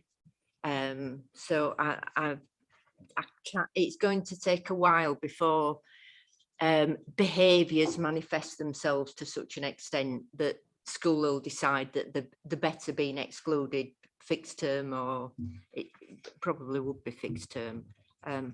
So that's my observation. Okay, thank you. Councillor Renshaw. Thank you, Chair. I just think that we're going to have to look at a model that's based on post-traumatic or post-COVID scenario, because otherwise it's going to take years for the impacts of COVID to filter all the way through the education system. So I'm just wondering, it's like, how long is a piece of string? Or do we look at a new model that's the post-COVID based model of how society will operate anyway? Because everywhere is using different ways of working now, and it's about becoming accustomed to that. So it's just, how long do you give these children and young people to catch up, and how quickly will that happen within the education system? Okay, thank you. Councillor Pryor. I suspect on Councillor Renshaw's point, that's going to be decades. I don't think, and there will be some aspects that I think will never fully kind of catch up. You know, this is the enormity of COVID. Doesn't mean you can just kind of have a few months of school and then suddenly everything's back to normal. I do agree in part with Councillor Stevenson that almost there just isn't that data there. So you can kind of look back at the old data and it's like, well, isn't that interesting? But in some ways you kind of want the old data and the new data to actually see if there's been an improvement and, you know, see if we can, well, build back better, to coin a phrase that's being bandied around. You know, it doesn't mean that data from before COVID isn't important. It's still vital, but actually you want to make sure that kind of as schools are returning, things are being kind of improved and worked on. Whereas the elective home education is a very live issue, that one. Okay, Sal? Yeah, I mean, I tend to agree with that position. I wonder whether, I think my only challenge with the stuff around directly hearing from young people and others and families is whether we'd be able to get a reasonable session, whether we'd be able to do that in time for the November board, because we're already into the cycle of meetings. I know that we, at the last scrutiny board, we had an update about where we are from a learning point of view in the same way that we had the social care update today. I don't know whether actually there's something about the reality of what schools are facing at this point in time, because I think attendance levels are lower than at any point during the pandemic, and whether I know it's not strictly part of this, but whether that would be useful information to be coming to the board around what does attendance look like, what are school telling us that the current challenges are, because all of those factors do have an impact on issues to do with the inquiry that we're having here. So you could have a section on that, and then I think the elective home education would be one of those things that will drop out of that, actually, in terms of where is it at, because we're not seeing a return to pre-pandemic figures. The spike and increase that we saw in elective home education has stayed quite high. Okay, so I think that I'm taking everybody's happy with the content of the terms of reference. The discussion is about what we do when. So I think that there's general agreement that it's absolutely right to be looking at elective home education in November. And also the first point on the update on the Timpson review. The bits in session 3, as I said, they need to be done in a different way, and that's going to be about practicalities of timing, as Sal described, but we can start to work with the relevant teams to see how and when we can pull those sessions together to get the most value out of them. Whether we can, I think it would be a stretch to do it prior to the November session. Can I make a suggestion then that we, for session 1, which is November, we delete bullet point 2 and do the rest of that. And then in December, we do what you've got as session 3. So that should give us time to get those meetings in place, perhaps with the groups. And then what you've got as session 2, we do as session 3, and then put in the deleted bullet point from session 1. Does that make sense, Angela? Yes, because the session 2 is where we would be looking to have representation from local primary and secondary schools as well. So I guess if by turning them around, you'll have had the views of the young people and families, which then could be presented to the school leaders themselves. So yeah, if the board's in agreement, we can just swap those sessions around. Councillor Brooks. But also include the old data as a comparison, yeah? Yeah. Thank you. Yeah, Councillor Flint. Just picking up on something that Sal said, are we looking at figures for children who've reduced their hours in school? So I know from like my daughter's friends, there are a number of children who are only going in school very part-time. So one of my daughter's friends, you know, is only doing 1 A level, not 3. And there's a big question around what she's doing with the rest of her time. And is she required to do anything? But I just, you know, that seems to be another thing that has happened, as well as people being home educated, people are doing very part-time, and schools are making allowances for that, but that's difficult for the school and difficult for the parents and difficult for the young people as to what comes next. But a lot of struggles with the impact of COVID and mental health and integrating back in, just that the level of education that children are reaching in school. I think there's a significant number only doing part-time, and do we need to look at that as well? Is that something the data will capture, Sal?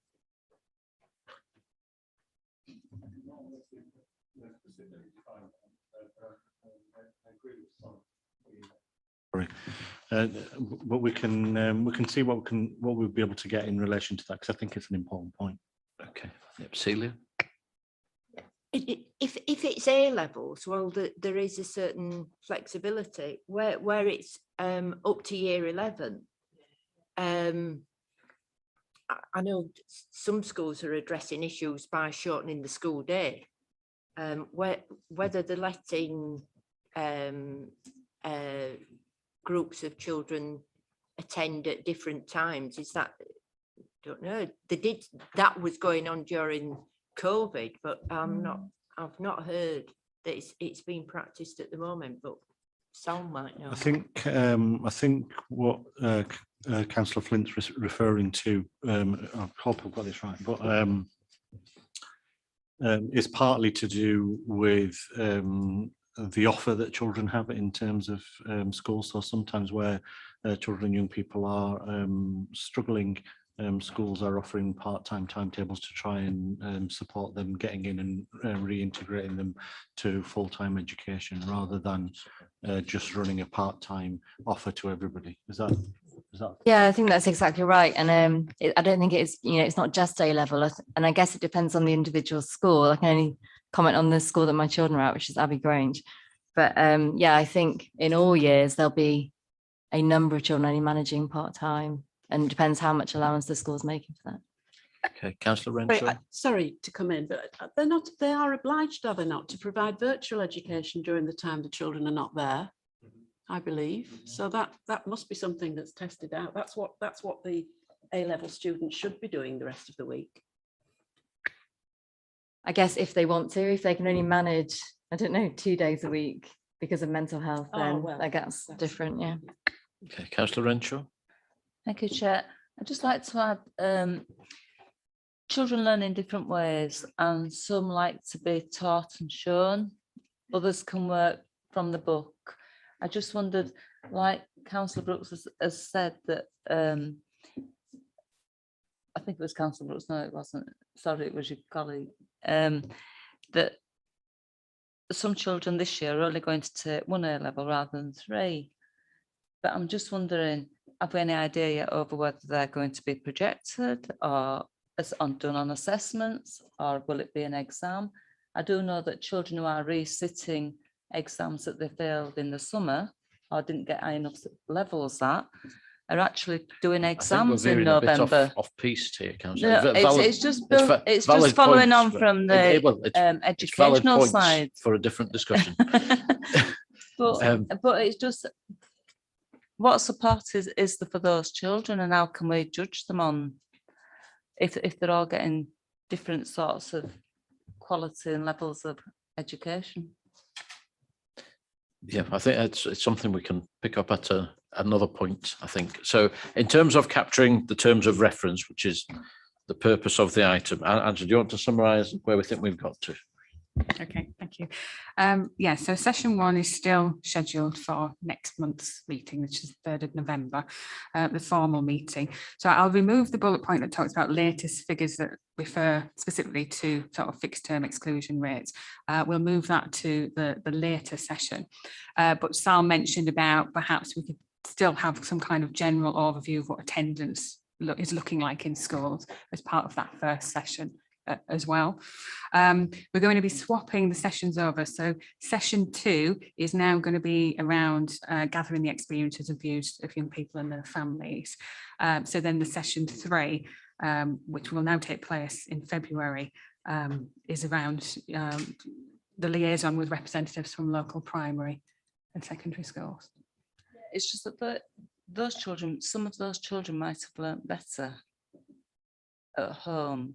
Not all children can take in or learn as easily from home education as others. So the quality and the levels of assessment for those might have been totally different.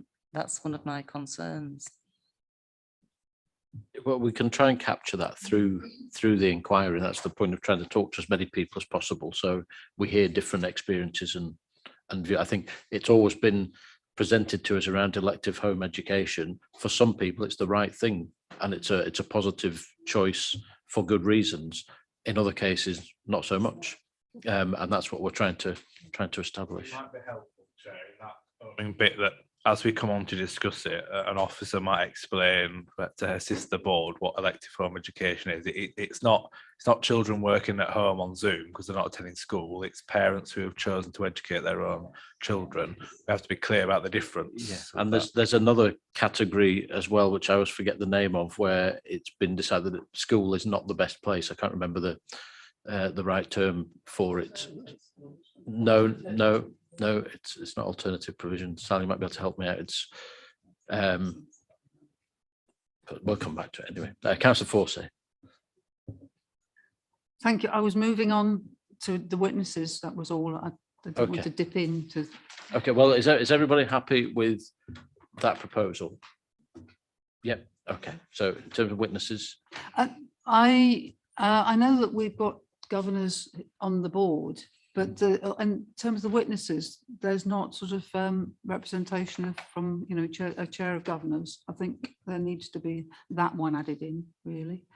And it was really about how the representatives from the young people and their families who are electively home educated would be chosen, especially after what Councillor Pryor was saying, that there are different reasons for the elective home education, and also the last one as well. How will these people be chosen, if you like? yeah, well, it's something we need to have a discussion, because it's trickier than when we've done direct engagement with young people in previous, because in some cases we're talking about groups that are very hard to reach and will not have agencies engaged with them. So it's going to be tricky, but we'll try and find a way to do it. And we've always come over these insurmountable problems in the past, and I'm sure we'll find a way this time.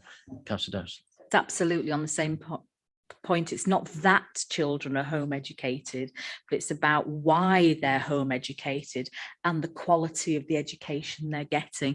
Choosing who comes and talks to you will actually colour the board's view. So it is vital that you get the full range of opinions and views to have an educated and a thorough debate on it, Chair. Yeah. Okay. Yeah, I mean, it will be tricky, particularly trying to get people to come forward, or trying to find some young people think, oh, I'm home educated, but I think it's a terrible thing and I wish I wasn't being. How we find somebody to tell us that, I don't know. Celia. I just wondered, you're probably in a better position to know this. Is there any research on it? Any sort of academic work being done in this area where someone may have found out more information than we've got? There are previous national reviews that have looked at the issue, yes, and there was also a look into it during that Timpson review. So we can point to that. I think in some ways there is a challenge, the one that I think Councillor Lamb's encapsulated excellently really there, but we can talk to our staff who will have some intel about whether there are families or children and young people that we could talk to, or that we think that there's enough of an established relationship for them to come forward. That would be one way to look at it. I just think trying to get a full spectrum of those children and young people is probably not likely, because how do you get representation from some of those people who are engaging with you on an absolutely minimal level, and there's no requirement for them to engage with you on anything more than that? They're not really going to come forward and be part of an inquiry, but we'll we can try and get as broad a reach as possible, but there may be some intel on the ground that people know, where they know families or children that might be able to come forward. Councillor Dowson. Yeah, the key to this, although children's views are vitally important, are actually the parents. They've obviously made a choice for whatever reason to home educate. It doesn't mean to say they're any good at it. You know, teachers train for many years, and Celia can tell me it's ongoing training to actually do that job. With that in mind, it's what the local authority who in the past, and obviously I'm deputising some perhaps a little bit out of the loop, what the authority, what it can do to make sure that all the children that are home educated get a quality education. Councillor Pryor. I mean, I think Councillor Delson's comments go back to kind of why parents are choosing to electively home educate, because there will be some parents who do an incredible job educating their children, and those are probably the ones who've made a positive decision to electively home educate, probably prior to COVID, to be honest. It's more, my fear is those parents who may have felt they've been kind of forced or persuaded to electively home educate, and they may be the ones who are less prepared to educate their child, or those who there may well be parents who have had health concerns during COVID, wanted to shield, so then chose to kind of electively home educate their child so they could shield more. I suspect it's more those children who are who may have not as good an education compared to the families who've made that positive decision. And I do think it is important to distinguish those and make sure we don't kind of end up almost kind of disparaging those people who've made the positive choice. Okay, I think we've got a plan. It's going to be, we've got an awful lot to get through in the inquiry. It's going to keep us out of mischief for a few sessions, I think. But hopefully it will be incredibly valuable. I'm sure it will. So if everyone's happy, we'll move on to item 11, which is the work schedule. And I'll just ask Angela to whiz us through. Okay, thank you. So this report reflects the forthcoming work schedule, the latest version set out in Appendix 1 for members' consideration. Just a couple of points to highlight. With regard to scrutiny of the budget this year, the intention is to hold a working group meeting in December to enable the board to be consulted on budget proposals falling within its remit. So this will include proposals that are being published as part of the agendas for the executive board meetings in September, November and December. Following this, a formal session on the budget proposals will still take place as part of the board's January formal meeting. So once the date of the working group has been confirmed, then an invitation will be circulated to board members. Also in December, and obviously linking to the discussion that we've just held around exclusions inquiry, it is proposed that, again, we set up a working group meeting. There is a provisional date already in members' diaries of the 1st of December at 10 o'clock. So if we can try and utilise this date and time already, then that's great. But obviously I'll liaise with Sal and the team about potential dates and times depending on the availability of representatives. And then the work schedule also reflects the board's initial proposal to hold a working group meeting to consider the implications of DfE guidelines for GCSE and A-level assessments for 2022. Since the board's last meeting, a number of documents have been published by Ofqual and the DfE regarding the approach towards grading exams and assessments over the next 2 years. An initial briefing note on this matter has been circulated to board members, and on reflection, it is now proposed that the board uses its next planned meeting on the 3rd of November, which does include a number of educational themed matters already, to receive a report that formally updates the board on the current position with regard to the assessment processes. Thank you. Yep, thank you. So, Councillor Pryor, if you're happy with that, I think our proposal will hang fire on a working group and just see where we get to in the next meeting on those issues. Okay, any questions or comments on the work schedule? Nope. So final item is the date and time of next meeting, which is Wednesday, the 3rd of November at 2021 at 10 o'clock with a pre-meeting at 9:45 as usual, back in this room, hopefully. So thank you very much to everyone for your contributions. We've got through an awful lot again this morning and look forward to seeing you next month.